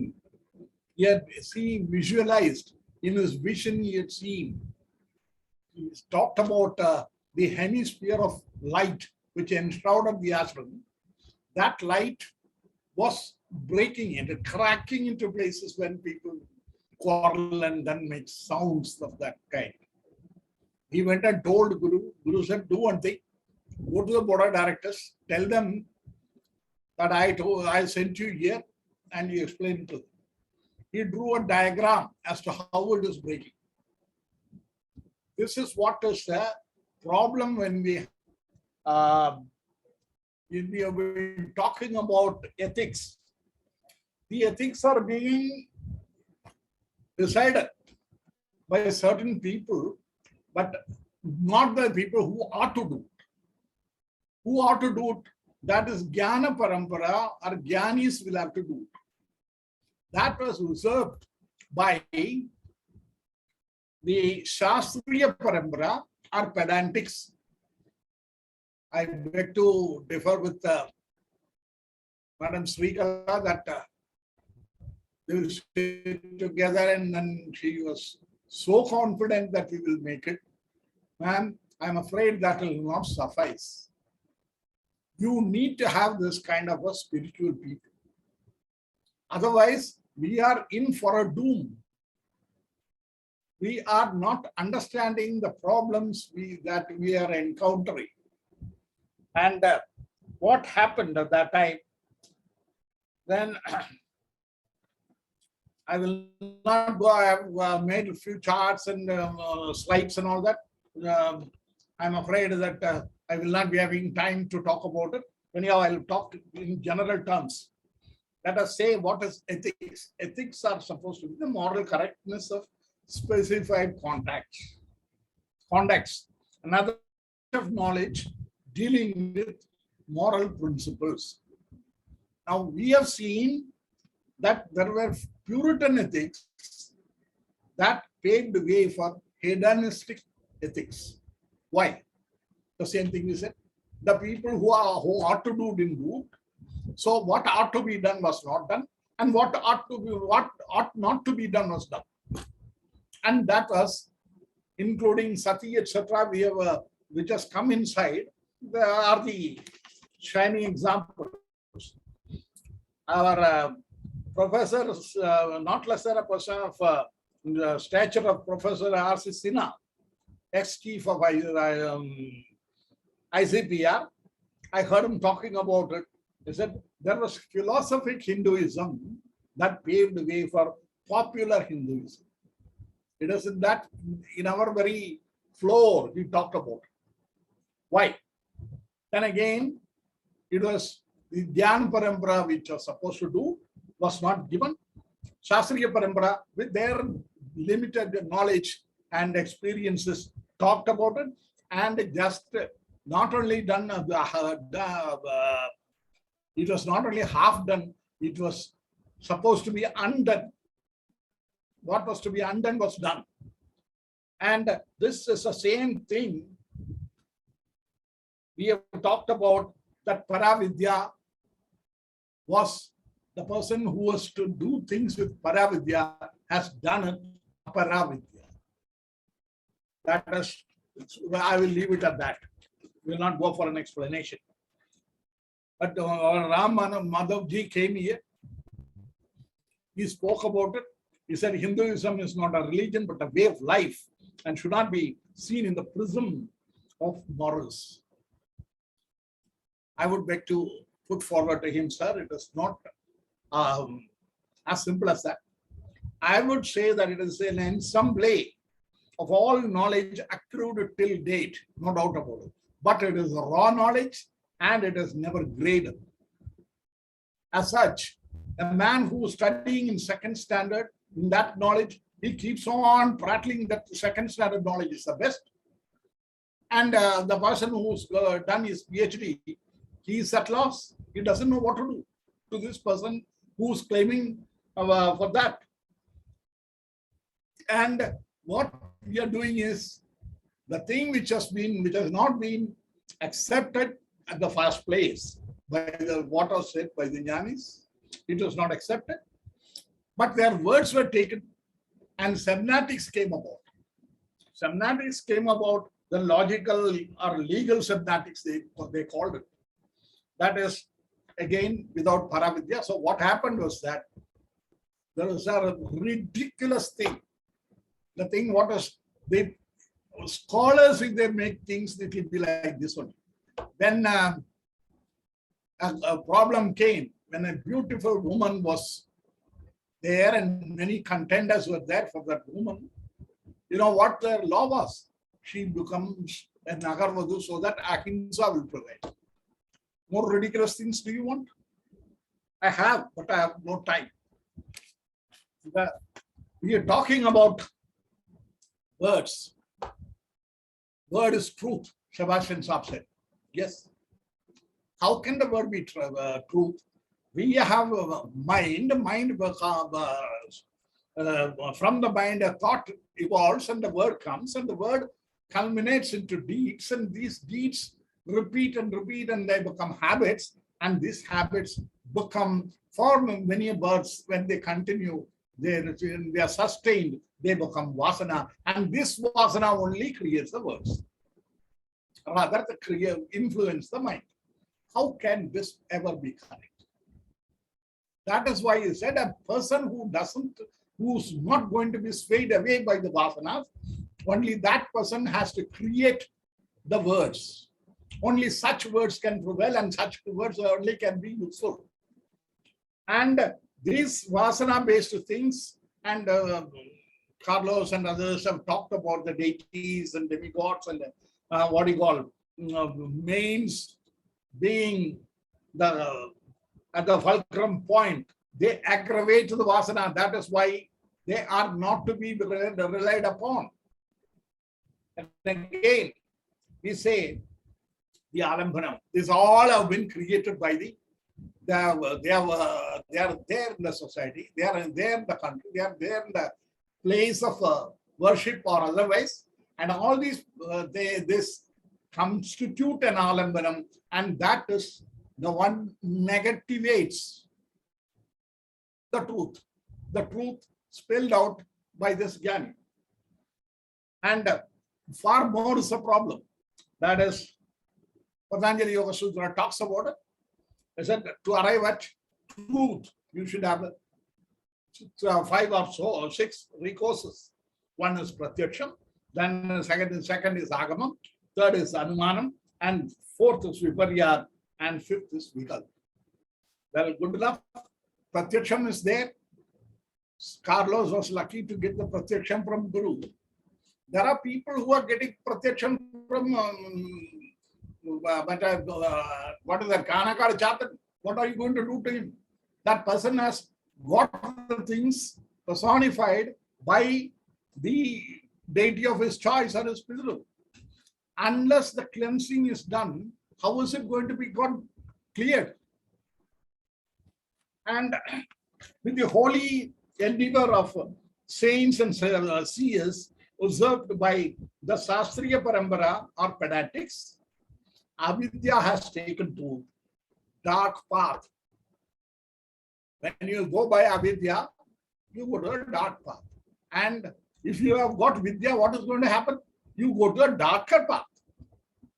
I don't say that. Isavashyam talks about it. Please go on.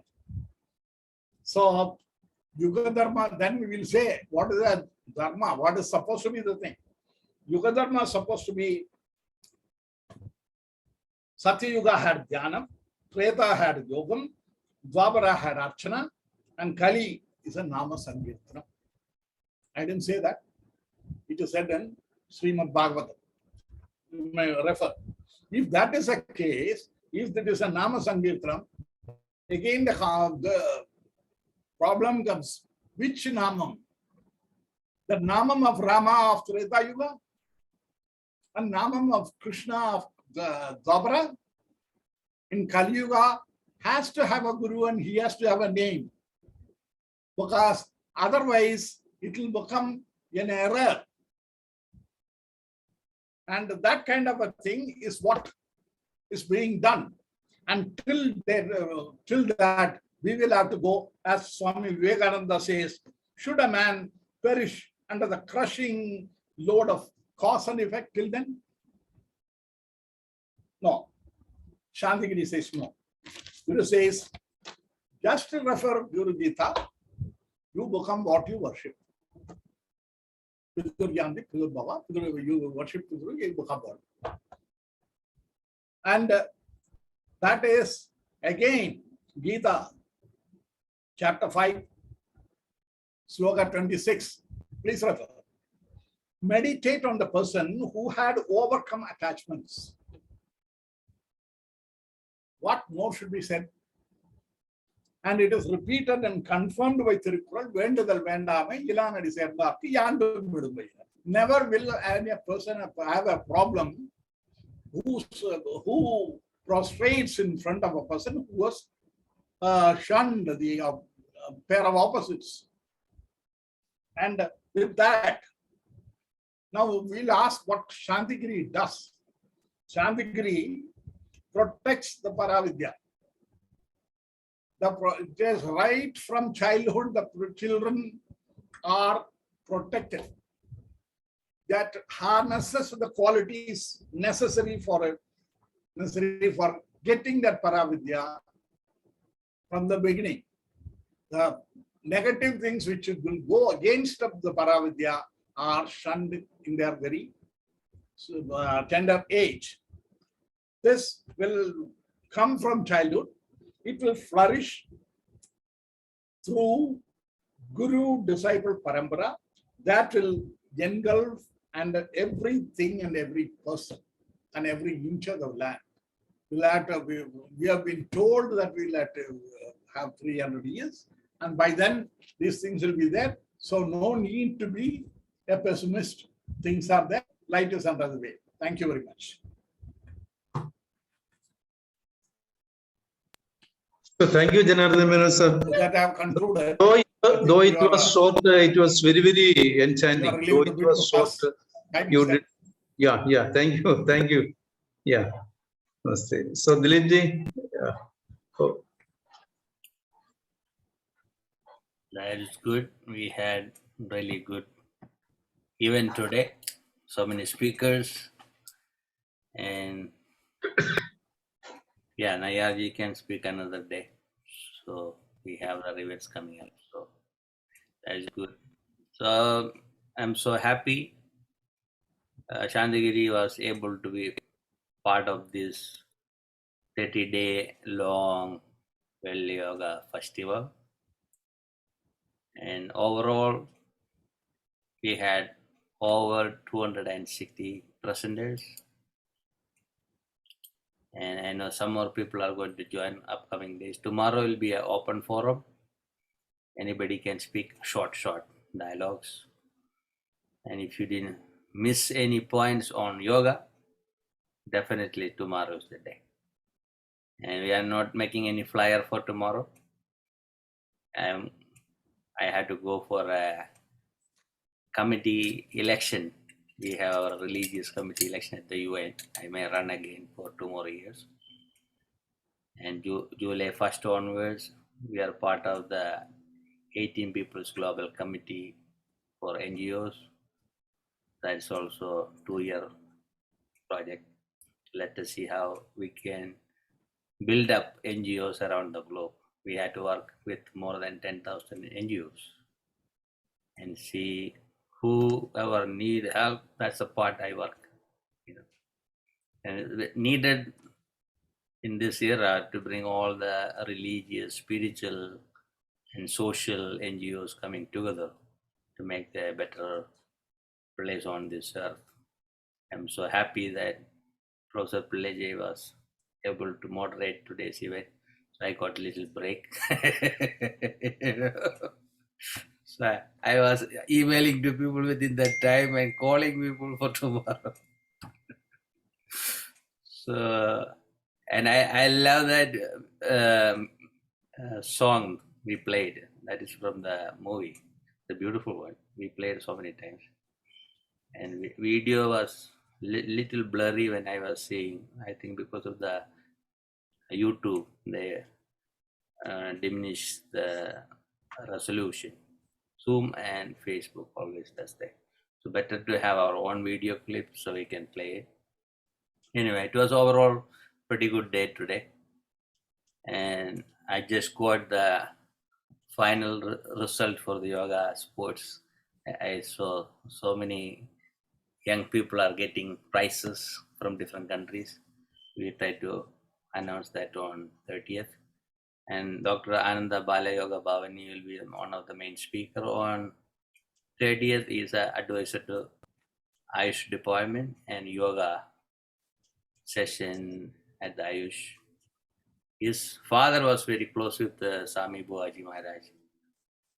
And they did yogas and sports. He is very into yoga, art, music, and all that stuff. And he will be speaking in the way.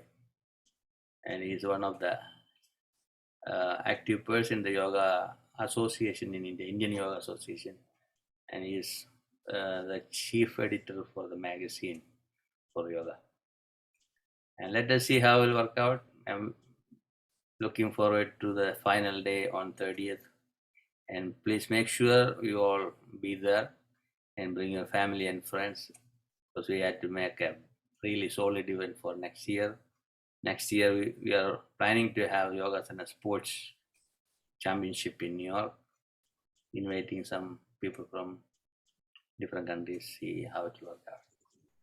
So, thank you everyone, all the speakers, Professor Sebastian sir, Carlos ji, Janardhan ji, and Geeta is here, Rajesh Nayar ji. I'm sorry he was not able to do it today. Reverend Chris, Gabriel, and I saw Hemleda and Rema here. And I saw on online more than 1,200 people are watching. So all of you, thank you everyone. See you tomorrow. Namaste, namaste, namaste. Carlos, namaste. Thank you. Yeah. Dileepji, namaskar. Thank you. Namaste. We'll be in touch. Yeah. Namaste Now to I can everyone. now leave anyway. No God problem. bless you. Thank you. Sarveshwara. Good night.